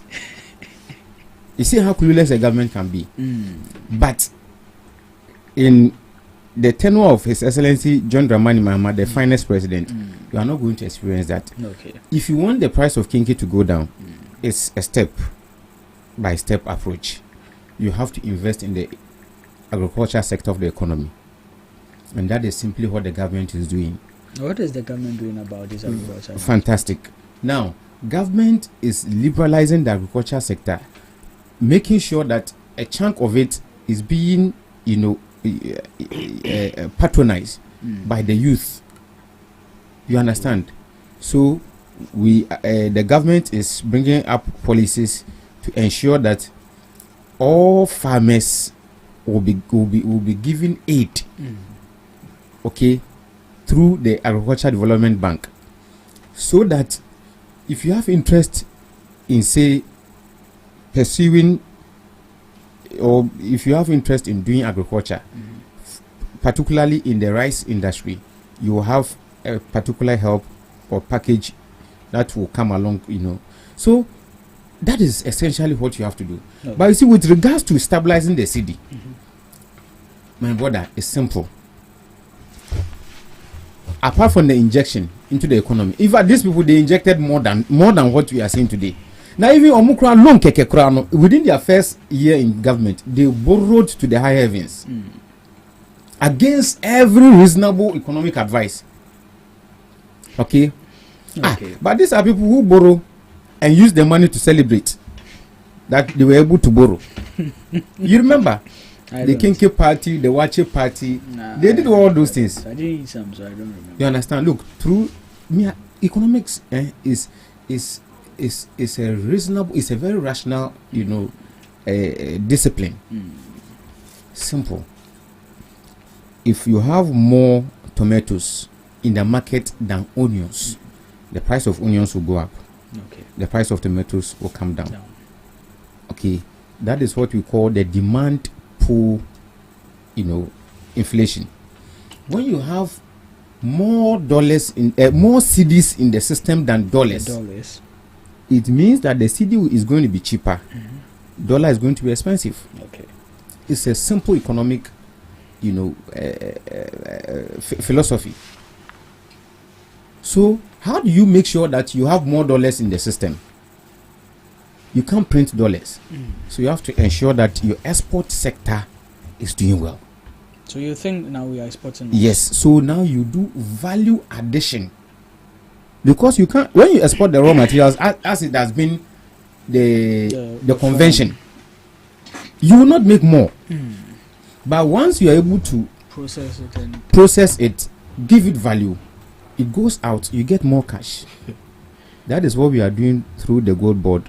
You know, we are going to add value to our gold resources. Okay. Export, get more dollars. Okay. In fact, are you aware that closing all the loopholes for corruption, for siphoning, even within the space of less than 1 year, look at the amount of money gold board made. Okay. So we are on track.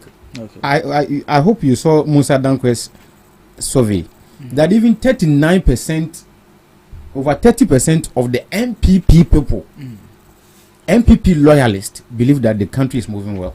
Okay. So we are on course. I don't think Razak is part of that 39. I've not seen the research he's talking about. Oh, but you have to. You try. You see it. But you know, he will admit. He will admit. Yeah. In fact, what? do you know that even the minority in parliament are admitting? Was it Mensa Bonsu? You remember?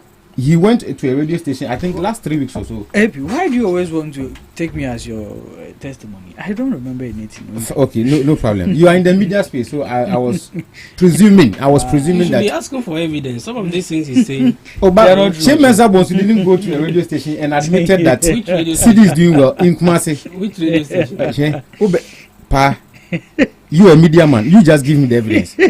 You have a phone. You have a phone. Show us the evidence, like I did last week. Okay. I'll come to that. I'll come to that. Let me flow, but I'll give you the evidence. Which flow again? You're this is just an introductory. Yes, exactly. So you see, the admission to a thriving, prosperous economy is clear. Okay. Everybody, acknowledges that as a fact. Okay. All right. Well, thank you.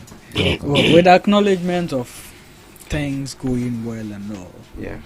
One of the things that isn't really going on well is the issue of Galamsey. Exactly. When we look at the heights that this menace has gotten to, I wouldn't say it's getting out of hands. I will say it is out of hands now. Once offenders build the courage to resist correction, that is a huge red flag to us as a country. Last week, the Environmental Protection Agency, they were on site, they were on grounds, working with NIMOS to, curtail some of these Galamsey operations and speaking to some of them even. If you listen to the EPA boss, it was frightening. I like how courageous the woman is. And we also thank God, we thank Allah for his mercies for their lives. Because if you listen to how the story was narrated, you can clearly tell that these people could have been lynched. They could have killed them without anyone even hearing of them. So as Galam says, if they've built this much courage to fight government,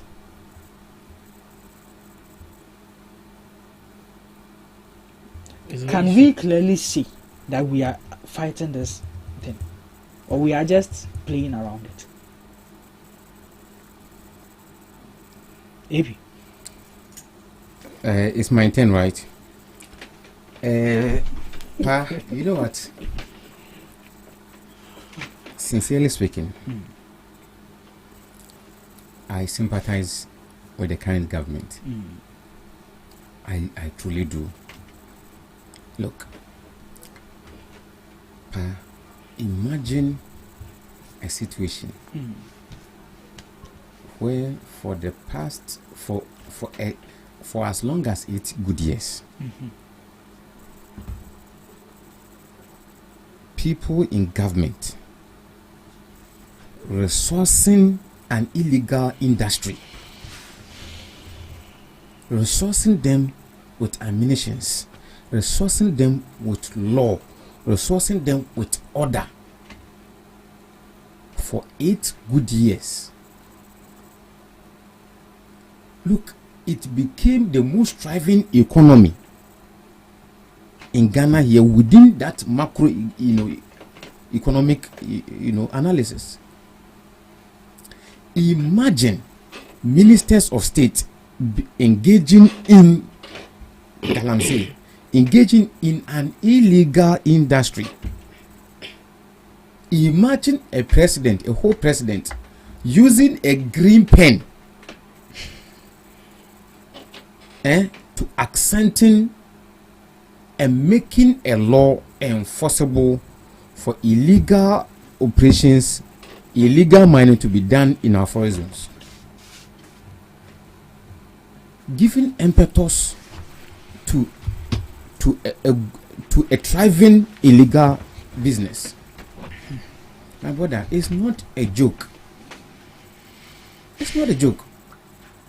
Look, former Minister for Education, Science and Technology, Dr. Oh, this man, Dr. I've forgotten the guy, the man. You remember him?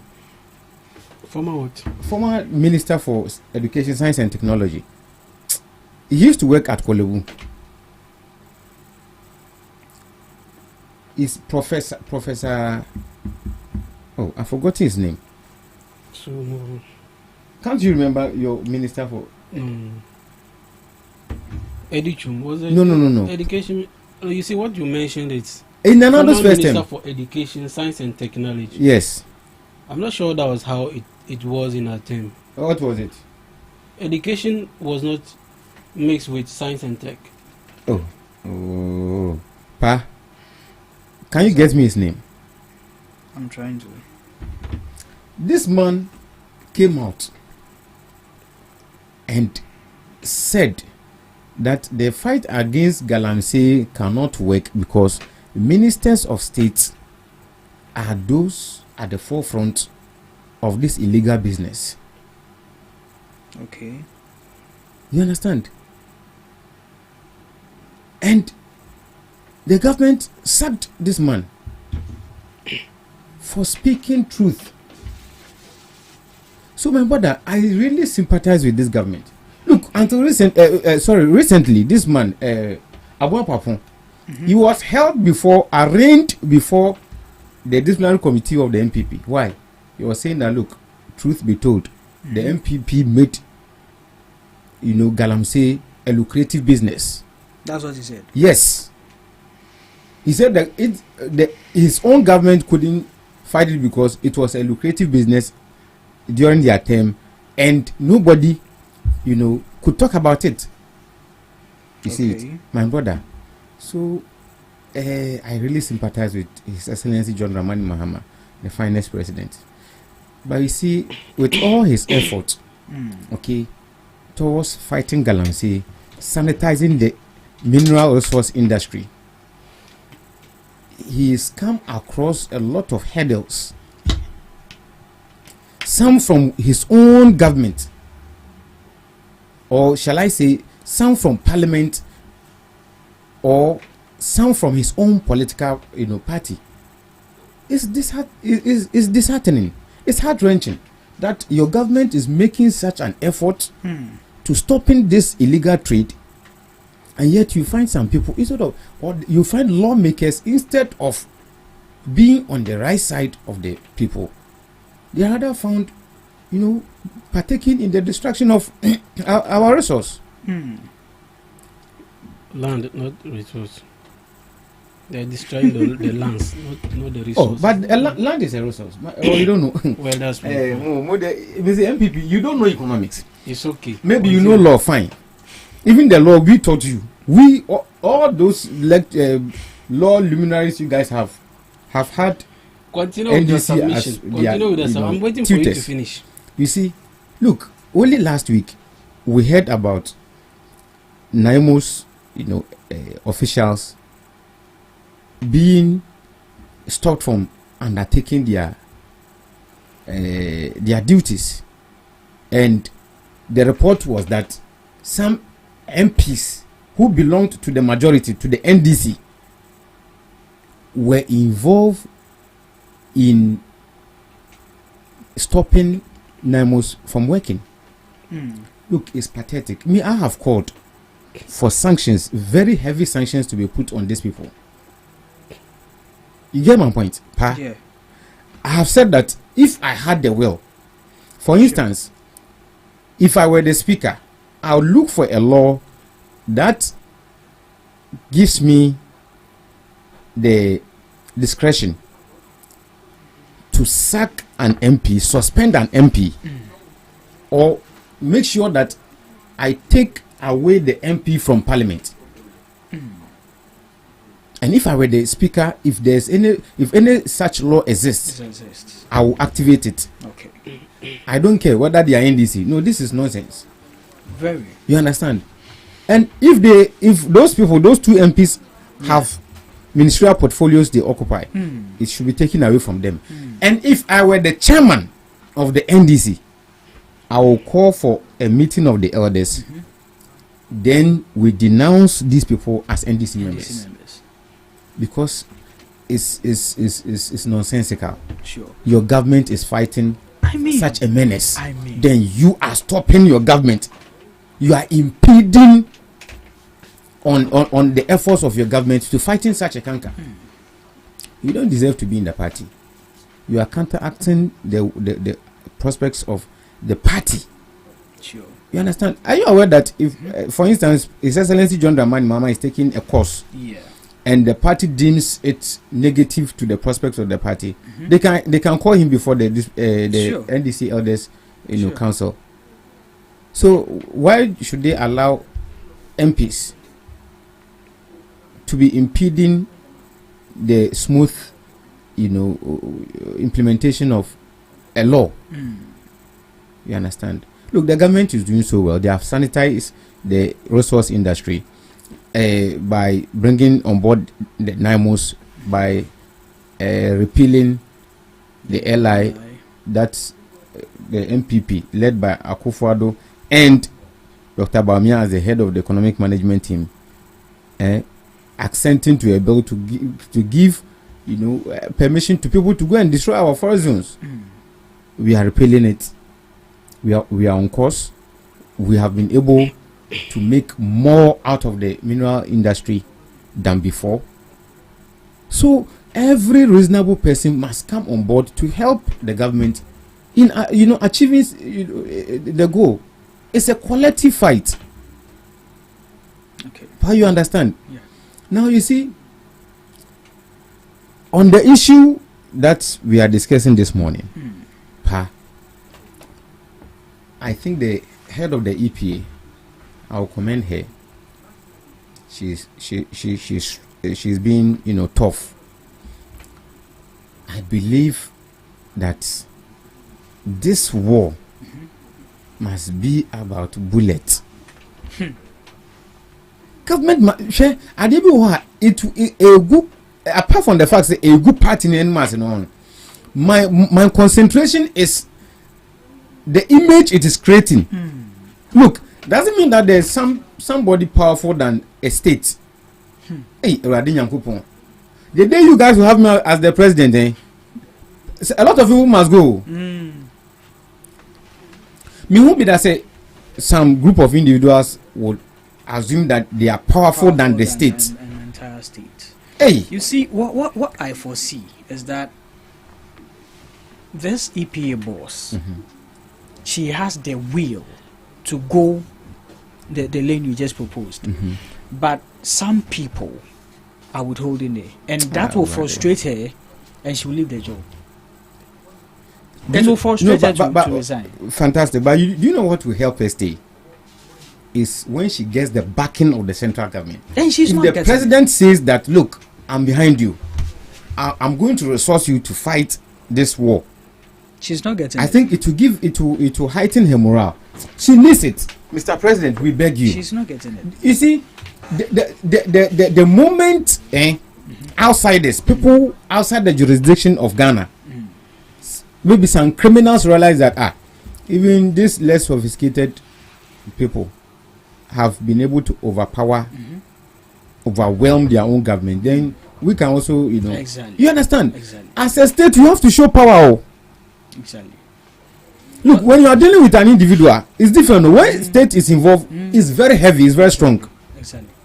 So, if President Mahama allows this thing to happen, the implication is that he is so weak. And look at the quantum of vote you had.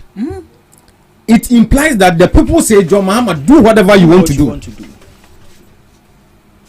So if what is your fear? People that what he wants to do is not to fight Galamsey, then you understand? 2020, people. So, Mr. President, I beg you, be very tough. This thing was created within 8 years. Fighting it won't be easy. You have to apply a very hefty, hand on this matter. But AP, if you say this thing was created in the past 8 years, I think you are not being fair. Because I do remember that even the NPP then also campaigned in 2014 with Galamsey. So that means Galamsey had been there even during your time. Even during Kufuor's time, I remember Kufuor. No, but you see, it was there. No, you see, it was there. It was there. No, you see, it was there. But the reason why I gave it that adjective is simple. To officializing the Galamsey, it will happen under Akufo-Addo and Bawumia. Hey. To making it an industry. Hey, now what's I'm telling you, pa. Say what girlfriend na no for pa na ohun say woni Galamsey for the master imagine we forgetting. But we've been hearing stories of Galamsey communities. Hey, don't bring your broken heart issues here.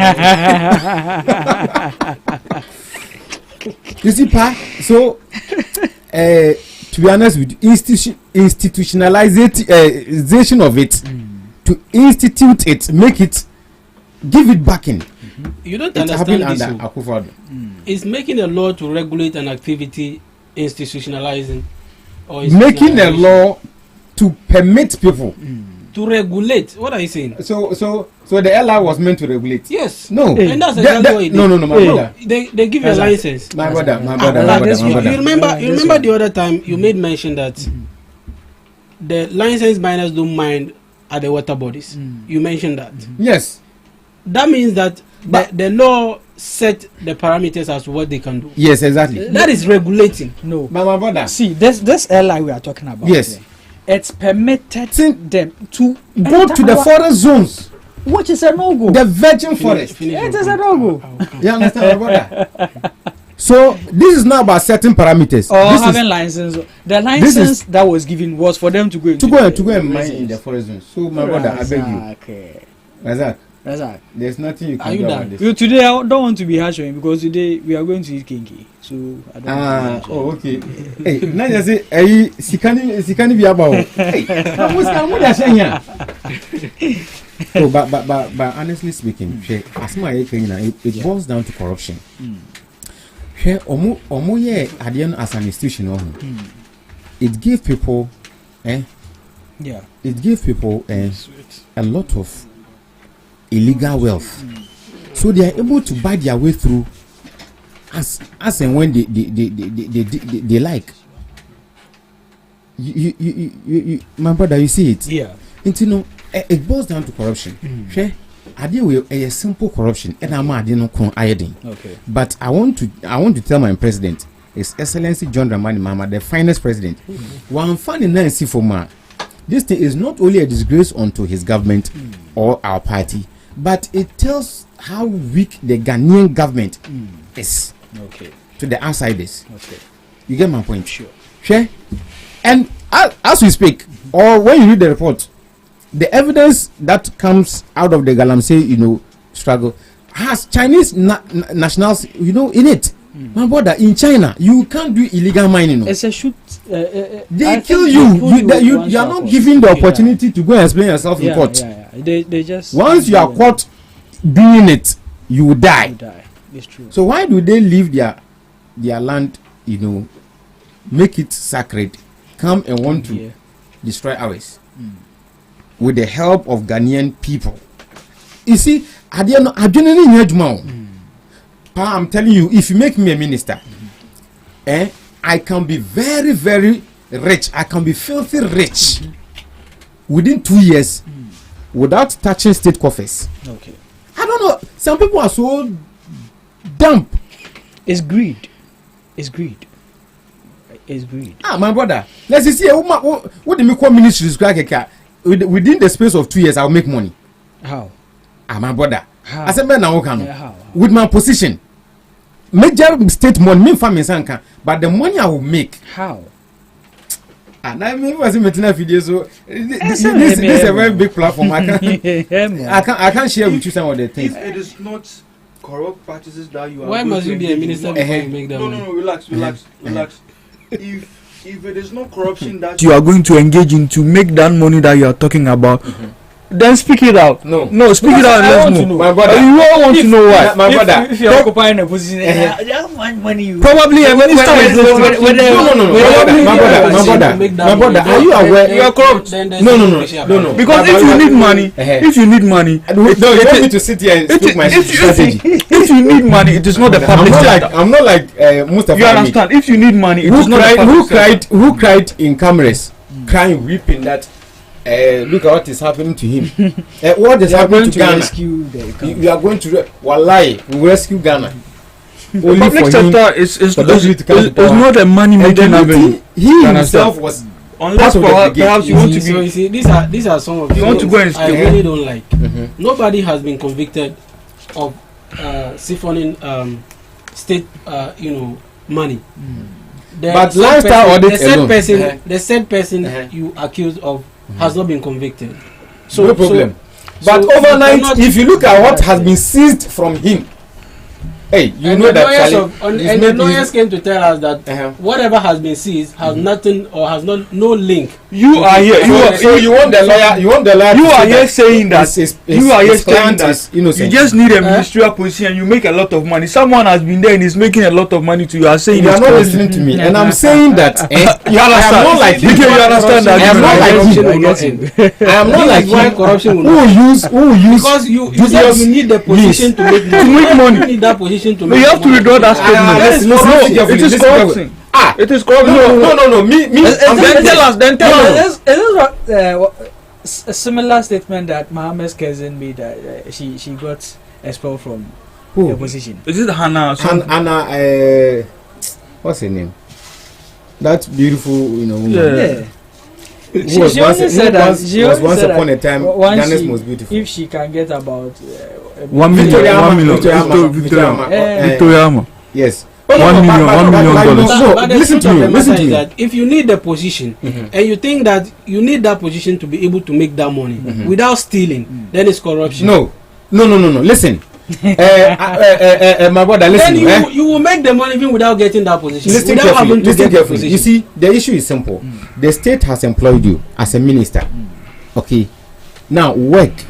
Ensure that whatever duties you are given, do it.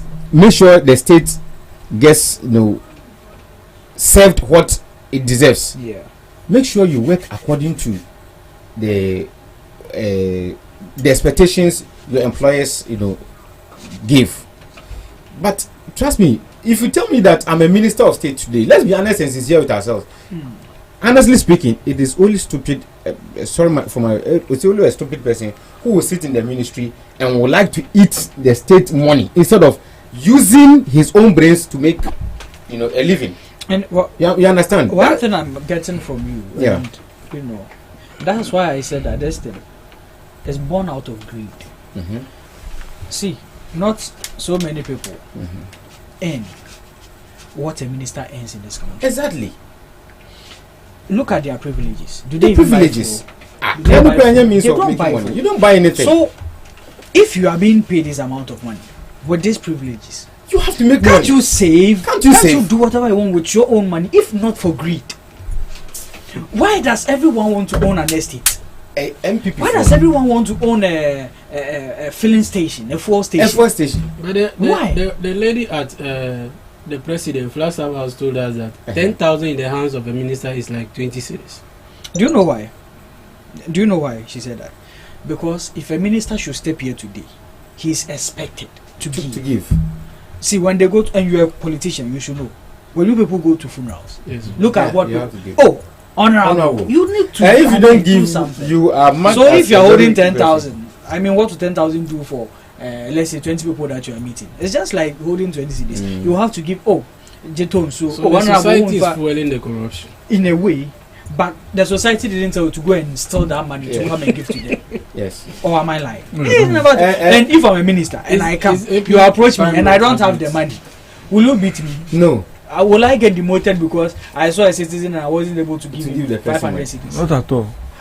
So you see, it's simple. We have to set up. The state must work. Look, if this thing is not tackled properly, a bit made in same but I have said that look, when these people were resourcing them with ammunitions, were giving them, were resourcing them to be stronger in. I was worried because today say Galamsey Jaikrana will have crime on our hands to which institution empowered them to with ammunitions? Which institution? The MPP central government, the MPP party. What's your evidence? My evidence is is simple. During a time, reports from reporters were that the ammunitions these guys are wielding in the Galamsey society. I have always given evidence to whatever claims brother, you make here. Maybe you should give when I talked about on this one. I've sent it to you. When I talked about Chairman's admitting and in fact commending President John Dramani Mahama for. Good. Give us the evidence to the fact that or to the statement claim that NPP sponsored people with ammunitions to do Galamsey. So you want that one too? Yes, I want it. Okay, for the mere fact of government that would signing an ally that Munje. That means you don't understand. How is that giving them ammunitions to? Or you are speaking ammunitions as in parables? No, okay. No, you cannot use that word. Okay. Fair enough. No, you think that if the government is giving them law, that's not ammunition, and you can't give them, you think ammunition and law, which one is heavier? Okay. You as a law student. What are you saying? A law to regulate an activity. It's not regulating. For the regulation, please. Look. A law to permit people to go inside the forest zones and mine. What do you mean by regulate? To regulate something. To regulate is to tell people, to give them parameters. You are to do this. You are to not. You are not. Does the law allow them to mine at the water bodies? No, but in the forest, zones, your government gives them permission. Is it done? Listen carefully. When you don't talk, if you don't quote me properly, I will interject your flow. Listen. That's actually listen. I am saying that if he quotes you wrongly, very good. I am saying that that's settled. Your government did not give them law to. Well, I'm not going to quote you. I will not. In a form of regulation, your government gave them permission. AP, it's okay. It's fine. Thank you very much. That's right. Okay. Thank you very much.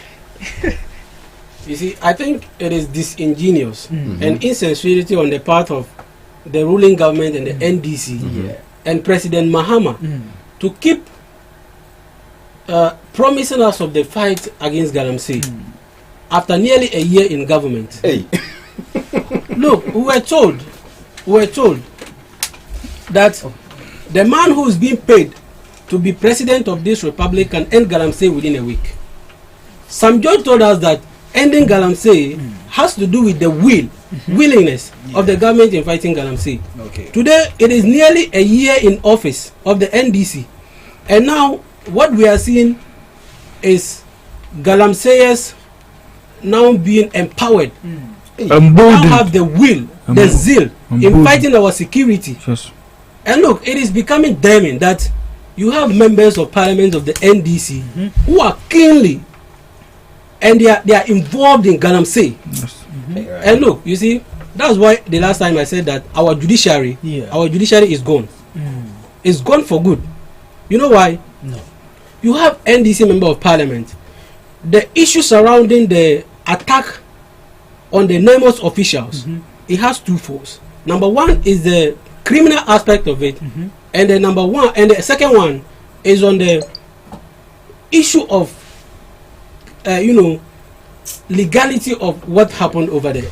Number one, you have a member of parliament who caused insecurity.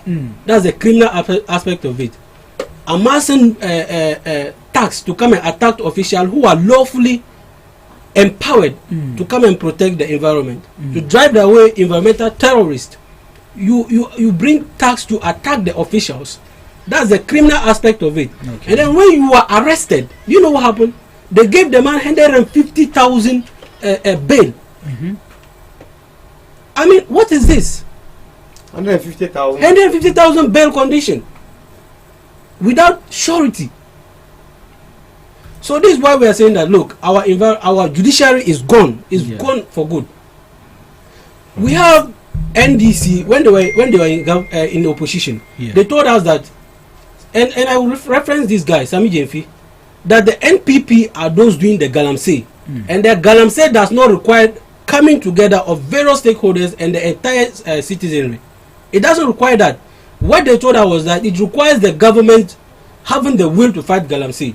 Sami Jemfi told us that those doing the galamsey are the NPP. Okay. He said that clearly, that we in the NPP are those doing the galamsey. Today, what are we seeing? The reverse of what he told us. Okay. NDC are much involved in galamsey, and you see, it's not surprise, and we are not being surprised by what's happening now, because you have the chairman of the NDC, we have members of parliaments of the NDC coming to the campaign grounds, I mean the galamsey grounds, the galamsey pit, to promise galamseyers that come and vote for NDC, and when we have won power, we will allow you to do galamsey, nobody will attack you, you do galamsey, and nothing will happen to you. This is what they did during the campaign. Today you are harvesting what you sow. Reaping. You are reaping what you sow. Okay. And they are now calling the NPP and the other agencies to come together to fight what? Galamsey. Galamsey that you are doing, that you don't have the interest in fighting. You think we are supposed to come together to fight Galamsey with you? No. You sit here to tell me that Galamsey started in the 8th. I mean, I don't understand. Look, Akufo-Addo to some extent, or to some at a point in time, told us that he's going to put his presidency on the line to fight Galamsey. Okay. Even when we were campaigning in 2015, we made it clear that Galamsey is an issue we are going to tackle. And I can tell you to some extent, Akufo-Addo did better. Today, what we are seeing is worse. Insecurity. And you see, please, just stay quiet. Let me make my point. Because there has never been a situation where you have people being empowered to attack our security on the Galamsey pit. It has never happened. It has never happened. No. This is the first time we're seeing it. You have people being attacking our NEMOS officials. And look, he told us that they are revoking the LI. Yeah. Meanwhile, NDC, when they came into office, Joining reported that they have issued about 35 licenses. What kind of license? Mining license. Mining license. I'm telling you. Sure? I said Joining reported. This is report. it. I'll show it to you. Have you read? Yes, I have read the report. And what was the content? I said they issued license, mining license. What was the content of? Maybe I'll share it with you, but I'm telling you what they issued was mining license. This is it. All right. They issued 35 licenses. You cannot come and tell us that you are revoking the LI and then you turn around to issue license to people to go and mine. Okay. In the first place, you people told us that you have laid LI before Parliament for revocation. You turn around and bring tax to come and attack officials that are saving the environment. Attack people that are being mandated by law to safeguard the environment. Honorable Collins Dauda. He sends tax. And the other MP. Last week we talked about it. Maybe. Is he part of government? Is Collins Dauda part of government? He's a member of Parliament. Thank God. Yes, the member of Parliament. He makes decision for us in this country. I said he makes decision for us in this country. Yes, and his party is in power. We brought the law. We are going to report the law, and we sent tax to. So, but no. Make such argument. That's what he's doing. No, that's what he's doing. Part of government. Okay, you have part of government. You have. I'm still mentioning. Have any position in government. I am still mentioning. You have Chairman Swansea. Upper Denchira is chairman. Attacking people, attacking the most officials on the road because of Galamsey. Is it not part of your party? You people are those doing it. So what we are saying is that look, there's no interest. They don't have any iota of interest in fighting Galamsey as we speak. And the evidence are clear. Last time I saw a video where a woman was weeping badly that where they could fish, where they could fetch clean water, they don't have that anymore. The water has been contaminated, and you sit here to praise the government that you sympathize with them because you think Galamsey was created 8 years ago. What are you saying? I mean, look, let's be serious. Okay. Let's be serious in fighting this Galamsey. if you think that you have the interest in fighting Galamsey, this member of parliament that you gave 150,000 bail, it shouldn't be this. It shouldn't be so. I mean, look at what happened to Andy. What happened to what's his name? Wuntumi. Yeah. What's his bail condition? Yeah. So is it not the same Galamsey? Why was this too flexible? I mean, it doesn't make any sense. No, 150,000. Why? It's not flexible. It is. No, it is. It is not. Do you know why? It's simple. They have effected an arrest, and these things is not about somebody doing Galamsey. Some people claiming. Look, we know what happened over there. Don't say it's not about somebody doing Galamsey. It's about what? These people were doing Galamsey. Nemos officials saw them. They went to arrest them and seize their, Galamsey staffs. And then a member of parliament appeared. And the statement he made was that he was sent by Honorable Collins Dauda. Yeah. Do you understand? To come and stop the Nemos officials from, finishing what they started. You sit here to tell me it's not about if an MP is backing a group of people to do Galamsey. What is it? That's why I spoke against that. Okay, all right, that's fine. But you seem shocked because of, or is it? I don't know whether it's because it's coming from me. You seem shocked. I mean, look, when I'm speaking about this, I'm boiling inside. Yeah. Because we were tagged as Galamseyers when we were in government. We were tagged as though doing Galamsey. And I remember very well the way Sami Jemfi used that they cannot come into the table to discuss on the way forward with regards to Galamsey. He tagged the whole NPP as Galamseyers. And he told us that President Mahama is not the president, that the Ghanaians did not vote for President Mahama. So we should not be calling them to come together with us to fight Galamsey. Yes, Sami Jemfi said it. So it is not now that you people will make it a national problem. Because it was never a national problem when we were in power. It's a party and a government problem. It's a party and government problem. Okay. They are not committed to it. Okay. And like Sam George said, that the man who is being paid to be president can end Galamsey in 1 week. He said in a week. Okay. All right. So today, President Mahama is overpaid to be president of this country. He's overpaid. He's overpaid because he has members of parliament. He has 2/3 majority in parliament. He has all that it takes to be able to stop Galamsey. Today, the members of parliament that are supposed to sit in parliament to make laws for us to make laws that will govern, or that will stop Galamsey, they have left parliament and now they are on the campaign, Galamsey pit, and they are doing Galamsey. Instead of sitting in parliament to make laws that will stop Galamsey. That will stop Galamsey. Stopping the. Yes, you left parliament and you are in Galamsey pit doing Galamsey. So you see, it's not a national problem at all. Okay. Now you don't make it a national problem. All right. Fight Galamsey, declare state of emergency if you think that is going to help. Okay. And I think so because nothing is happening at the moment. Okay. You understand? Yeah. Yes, so that's it. That's it. All right. Thank you. My mother, please, before that, I wanted to send it to you. Listen carefully. If it's about people, if it's about Galamseyers attacking men in uniform for doing their work, or if it's about some people obstructing the work of men in uniform, we have a plethora of them to recount under the NPP. That is why when I started talking, I ensured that I wasn't towing a political party line. I was being nationalistic in my observations. Look, when you take a look at 2000, that's last 2024, Galamsey fight, over 10 armed men assaulted me and my investigative team. This is Joy FM people. Military faces incessant attacks. Military men in uniform face attacks by residents of Galamsey communities. Okay, that was 2 years ago. Military faces attacks by residents of Galamsey communities. This also happened in December, 23rd December 2022. Okay. Military men, not 9 months. How sophisticated are they?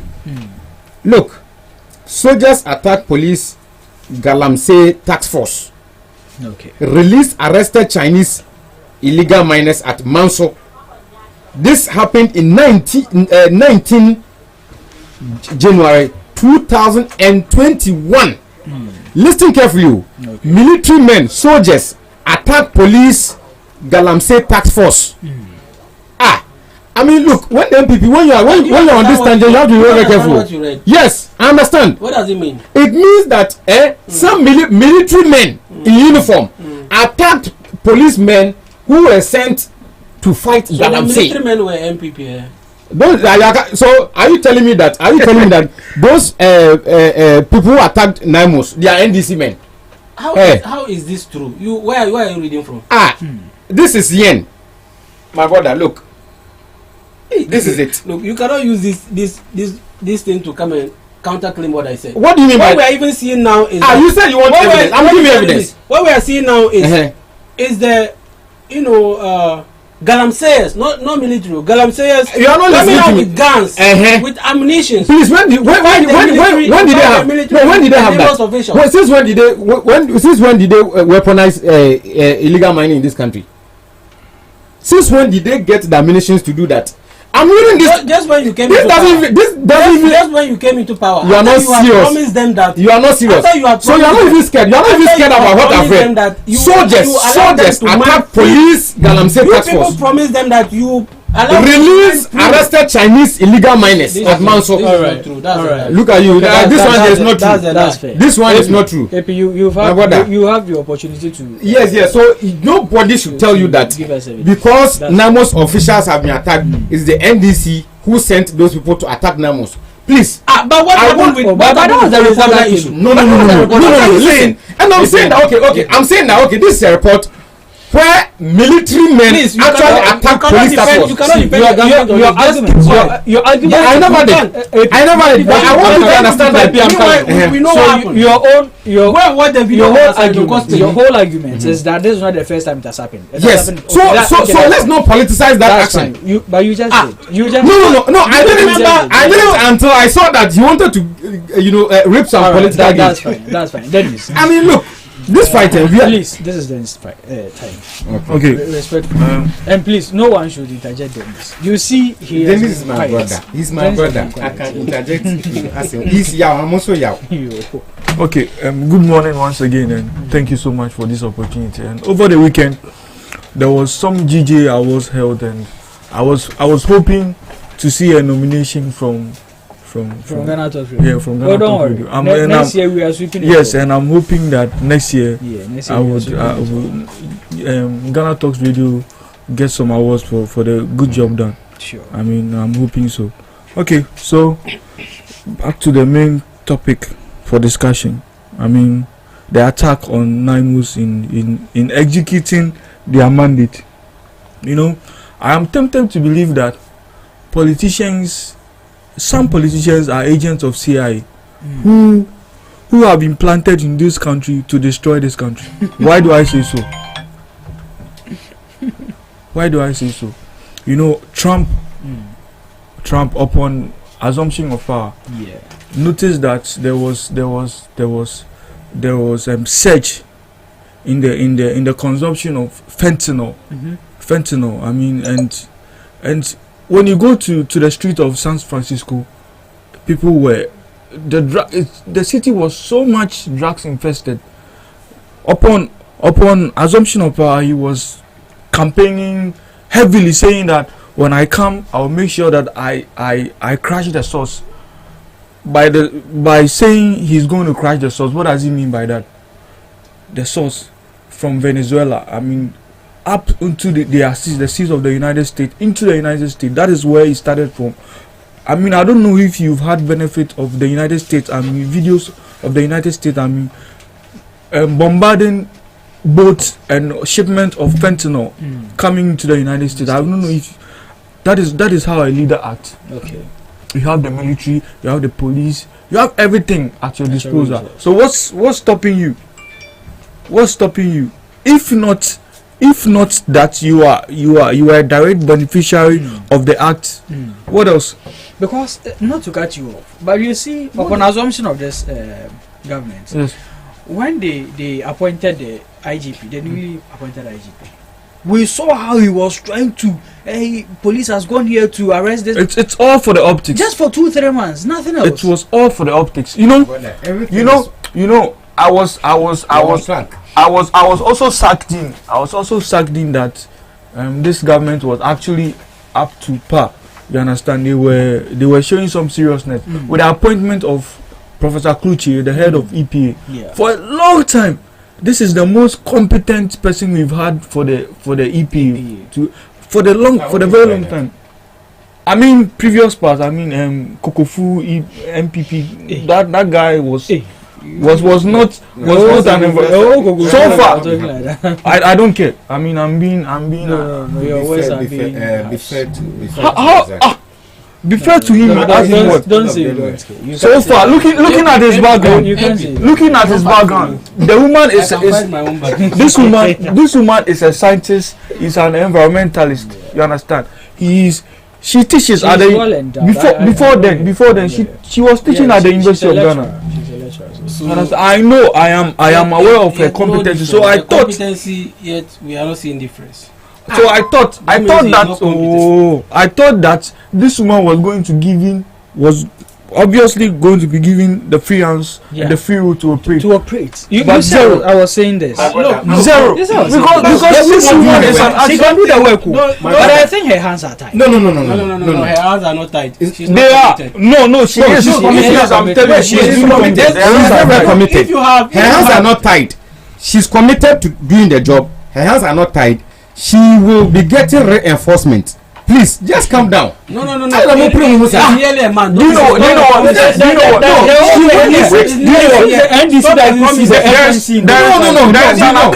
what? I can't add the uses. If you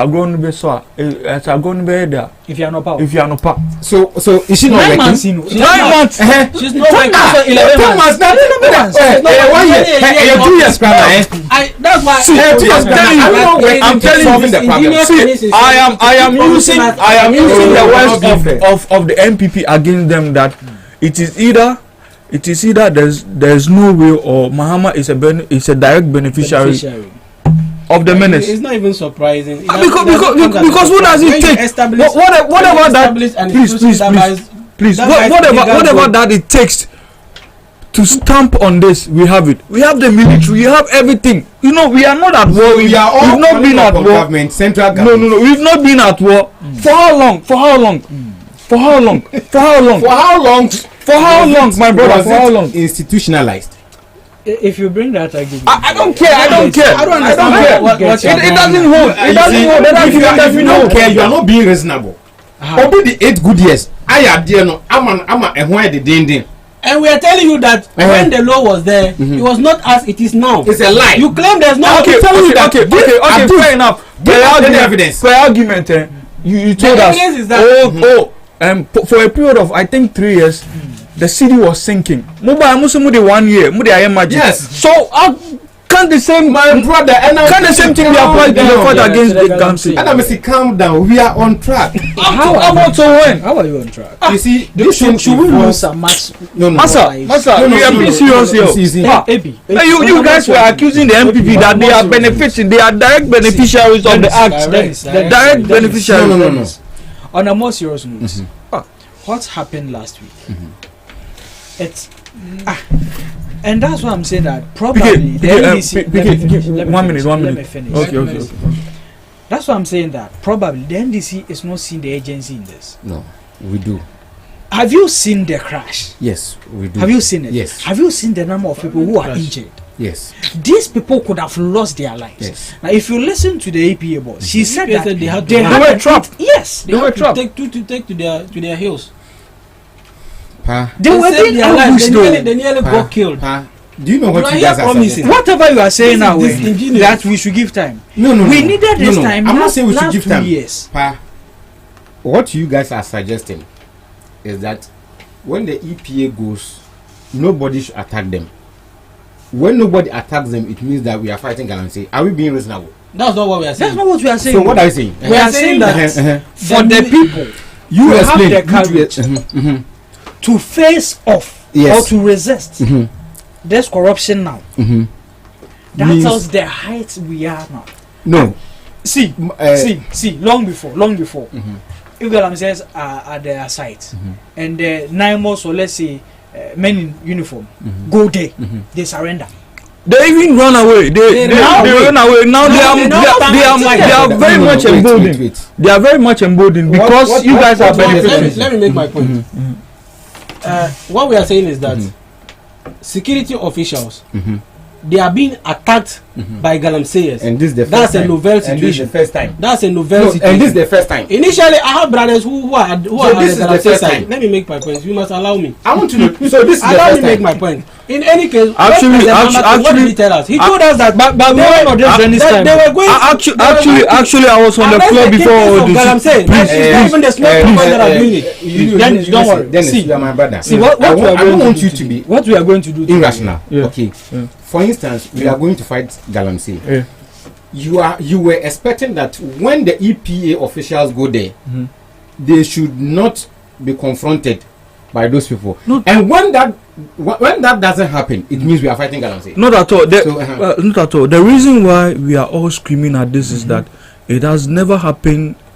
It has never happened in our fight against Galamsey that these Galamseyers are so much emboldened that they are. That is the point we are It making means here. it means you don't have the full facts. When Galamseyers, It means I don't have the full facts. yes, when Galamseyers began to attack men in uniform, it didn't start today. No, come on. No. So the fact that we can trace this to 20 years ago means that we should keep quiet. That is not the point I am making. Listen carefully. Okay, I said, which point are you let's making? not be irrational about this. The fight against Galamsey is ongoing. How are we my being brother. irrational? For if you tell me that once the people confronted the officials, it means that we are not fighting, or Galamsey is out of hands. Did we say that? Hey, is that what I don't said? you understand what you said? The whole Please, What I want us to establish now is that why are you politicizing issues? Why? It's like it's so much. I want it's to like be, it's so I much want hate to be that. reasonable on this matter. Listen carefully. So are you telling us Definitely. When the people go he's there, acting as if he's a cathedral of knowledge and we shouldn't. No, that is how you are acting. No, but do you think that it makes sense? No. Do you think that it makes sense for you to say that? Hey, once the officials, NAMO officials, the EP officials got to the scene, they were confronted. Hey, Galamsey, Aji. No, you can't be. But that's a reasonable argument. It is not. It is not. That is why it is not. No. Listen, I'm telling you. Listen carefully, Pa. You are a media man. If you like, go onto the media portals. Search for Galamseyers attacking physically. I know. In the past 4 years, Erastus has nearly lost so many times. So don't say that this is a novel thing. What we are saying is this. There was a vivid video of one Galamseyer, which we say we are putting up as a government. It is no match to how emboldened these people have been. My brother, wait. Wait. You know one thing. What I can say is that we have to change strategy. But you remember there was a video of a policeman and the MPP. No, let's be reasonable. Look. Let's be reasonable. Didn't we see those videos? Nobody's being unreasonable. What you are saying that a whole police officer in uniform. What has that? And he didn't go there alone. He went there with other policemen and they were begging the Galamseyers. Were they attacked? Yes, let me see the video. They were attacked. It is that guy who apparently it was that guy who was recently linked by another group. Apparently, the story was that this policeman has been extorting from them, and they have even given him money. You understand? They have given him money. Upon doing so, he's come back. I mean, so that means the policeman So that's why I'm saying that. Listen, this matter, we all have to talk with one voice. We need to. So now you think we should talk with one voice? I mean, that is what we are doing. But you are saying otherwise. No. To say what? To say that Galamsey fight is gotten. It's a lost fight. It's a lost fight. It's a lost fight. It's a lost fight. It is. It's a lost fight. It is. It's a lost fight. Lost fight. To me, we've lost it. We've lost it. We need to appreciate that we've lost it. That is when we can attack it head on. We need to appreciate this fight. There are things going on behind the scenes that it doesn't even get published when it comes to this Galamsey fight. And I am telling you confidently that until we go to the shoot to kill approach, we have lost. Nothing we are doing, arresting them, it is a sham. Arresting, it has happened before. It is a sham. If it is about arresting, that's not anything. Me, I have not spoken with any government official. I am not privy to any information. But what I can see is that from my common sense, it's like the saying goes, to appreciate that patience and wisdom is the only way to resolve a matter is when a mosquito settles on your testicles. You are quoting. Forget what. When mosquito settles on your testicles, you will realize that violence is not the approach. Will you hit it, or you make sure that our very existence as humans, as Ghanaians, is challenged. You are telling that we should sit, be patient enough. What are you trying to say? This is what I'm saying. You are saying we should. This is what I'm saying. We are not at war, but look at our labor bodies. We are not at war. Look at our forest. This is what I'm saying. Look at our forest. Wouldn't you say our very existence is being threatening? You are telling us that you have the chunk of the youth. What are you saying? You have the chunk of the youth they will never engaged in this thing. They will never stop. Now, we take them. They are very much emboldened now more than ever. They are much emboldened more than ever. I'm telling you. You have the temerity to come and attack military. The boss in their line of duty. The boss under your watch.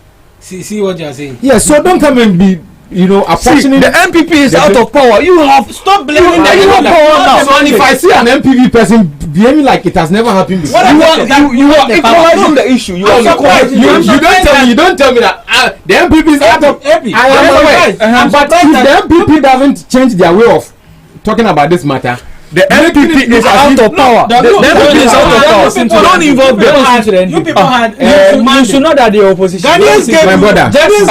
We are majority. Brother, if you like, let's go on to the internet. Search for water bodies that was bad in their era, and today they are clean. Look at what this guy is saying.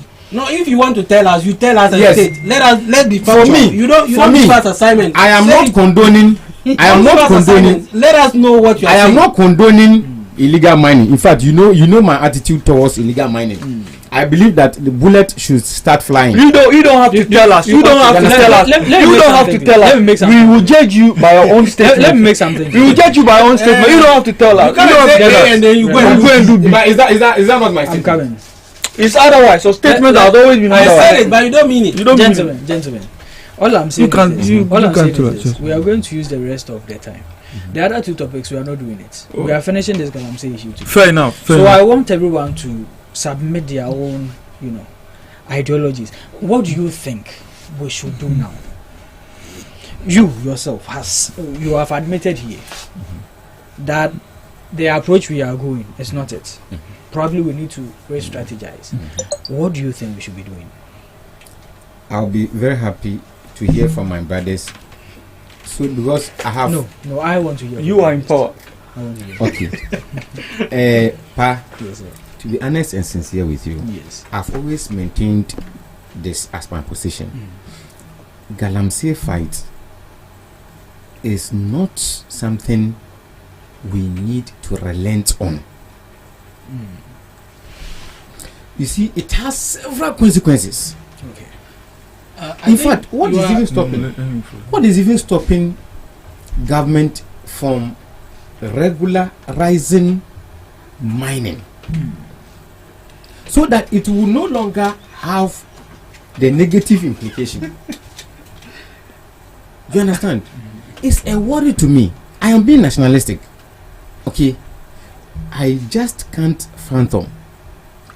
What do you mean by saying? What do you mean by saying? What is stopping government from regularizing mining? So from what you are saying, from my understanding, all minings in the country now, as of today, are all illegal. Is that what you are saying?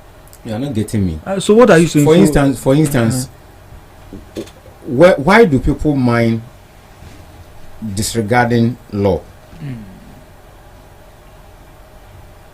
And why have we allowed that industry to persist when we can regularize it? Are you saying we should regularize them mining in water bodies? Is that what he's trying to say? That's what he means. Is mining in the water body a regular thing? What is No, now what do you mean by regular? What do you mean by regularizing? Let's get you clear. So now people don't know the meaning of regularizing. In which context do you mean? It is backed by law. Simple state, backed by law. So you are saying that we should now back the mining by law. The illegal mining, like instead of you, the irresponsible mining by law. Yes, that's why you want us to regularize it. Do you know one thing? Irresponsible mining. We should regularize irresponsible mining. Is that what you are saying? That's what you are saying. That's what you're saying. No. I don't understand. I am so shocked that people are expecting that they should be able to, because when I say regularize, it means to regulate, right? Regulate, yes. Backed by law. Oh my goodness. I'm not a law student, but I know means backed by law. And when I said the LI was made to regularize mining activity, you didn't want to agree with me. No. Listen, permitting somebody to mine in the forest zone is not about regulating them. But what are you saying? Mining in the forest zone. Look, if I make a law, mining in the forest zone is an illegal thing. Don't you know? Mining in water body, mining in the forest zone, they are all illegal. So now what's your point? What's your point? What do you want us to regularize? What do you want us? Are we talking about Kenke here? We are talking about mining. Okay, so you want the mining to be regularized? So the illegal mining in water bodies and destroying water. So when you regulate illegal mining, does it still remain illegal? No, it doesn't, because it's backed by law. Very good. So what do you use to regulate an activity? Okay. What do you use to regulate? Let me ask this question. Is LI 246 a law or not? LI 246 is it a law? Is a law permitting? If we should go by what you are saying, then we shouldn't have revoked the LI. Yes. That's what you mean. Confused. No. Listen. Gracious God. From what I just my brother, listen carefully. I'm coming. Okay. If he's down, let me make myself. You said that they asked you specifically. So if the illegal mining gets regularized, does it still remain illegal? Me na question no. Because I said regularize the industry. We say and I'm okay, fine. What do you use to regulate an activity? So now, okay, the moment you use law to regulate it, does it still remain unlawful? Okay. Now what makes you don't understand the problem we have? The problem is our water body is being destroyed. The minings are being made. For instance, when you are going to I can't understand. School it matters. Why? I proudly went to Accra Academy in the University of Ghana. Okay, mini problem. Le confort kwa de mu wachire. Look, you wachire. Obi anko UPS forms. Obi anko oh now you can't go for bechiase. My foot how can you go UPS? I did English, now me catch me English. I studied English. So I'm not done. School from where? Listen. No. Listen. Mo chance like alumnus. School Listen carefully. Where a simple English language. Explain it. Let's understand. Regulate an industry. You do that with laws. So whatever you regulate with a law does not become illegal. Muntiasi. No problem. I don't know where No problem. You see, I feel you've explained it. No. I explained the English language. You are done. Which my people didn't understand. I didn't make my point. I didn't make my point. I asked you specifically, what do you think we should do? You said we should regularize. But you are done. There's no time. I wasn't done with my submission. But anyway. You see, I feel bad and I feel embarrassed. I feel bad and embarrassed at the same time that my brother is suggesting that we regularize mining to fight Galamsey. No. You see, I said regularize illegal mining. This is my time. This is my time. What is different from what? So what's the difference? Let me make my point. When I'm done, we'll talk about I feel bad that he said we should regularize illegal mining. Not bad. To fight Galamsey. Not only were you feeling bad, I saw you crying. Understand? I saw you crying. I nearly cried. I saw you crying. Because you cannot tell me that your solution to fighting Galamsey is regularizing. No, wait. What is Galamsey? Illegal mining. Illegal mining. So regulate that industry. Okay. And make it so that our water bodies will not be destroyed. But do you know? And I'm saying that mining in the law, in the other time, the other illegal thing. I want to make my look, you made your suggestion as to the fight against Galamsey, how it should go. So allow me make mine too.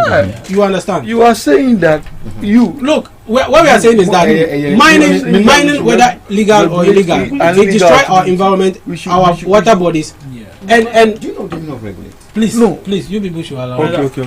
Make your point. So what we are saying is that the mining, whether legal or illegal, destroy our environment and our water bodies. So they are asking you to give a proposal as to how to fight. So mining, whether legal or illegal, it destroys the environment. Yes. Which of them does not destroy the environment? So we should stop mining in this country. We should stop mining in this country. No, let him make his point. Let me make my point. I'll make myself. You made a terrible proposal. You made a terrible proposal as to how we should fight Galamsey. Really? Yes. So let me make mine. Yes, as a government in waiting. Yes, as a government in waiting, next government. So what we are saying is that for the next 50 years. I think that all form of mining, legal or illegal, should be banned at the moment. Let's ban legal or illegal mining, all form of mining, so that we use this period to find a way of dealing with responsible mining, coming out with a strategy that would help us. That would help us. I don't like it when I'm making my point. You don't like it? Wow. It doesn't support the flow. Let's ban all form of mining, legal or illegal, so that we use this period to find a responsible way of mining. I made this suggestion the last time and I still maintain that stand.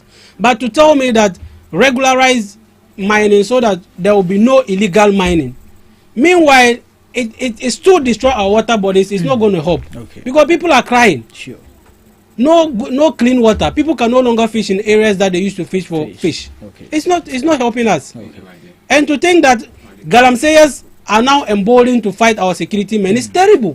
The height of insecurity. It has never now more emboldened than ever. Yes, they are not than ever. They are now more emboldened than ever.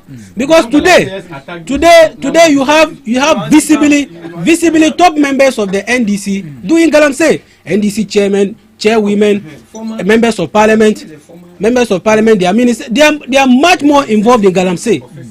And so it is not helping the cause. The fact that what we are saying is that let's ban all form of mining, or better still declare state of emergency, so that there will be no mining at the moment for our water bodies to be restored.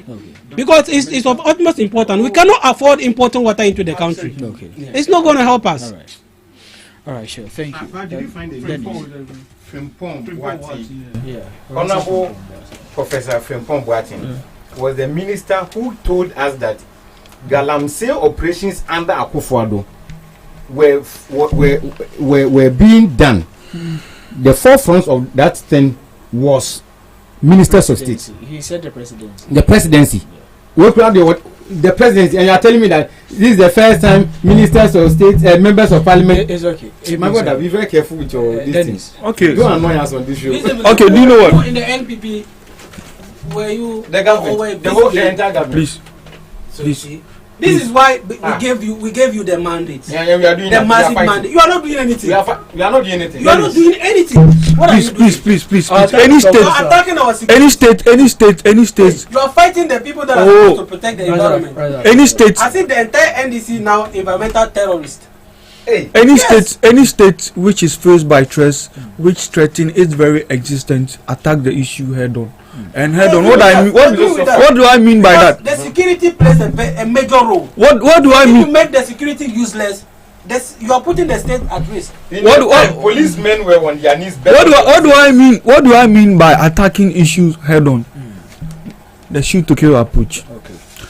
Trump has done it and it's worked. So please, we can do it. I mean, we can. Let's add, even if because we have the beautiful laws. We have almost all the beautiful laws. We have proper institutions, and we are still at ground zero.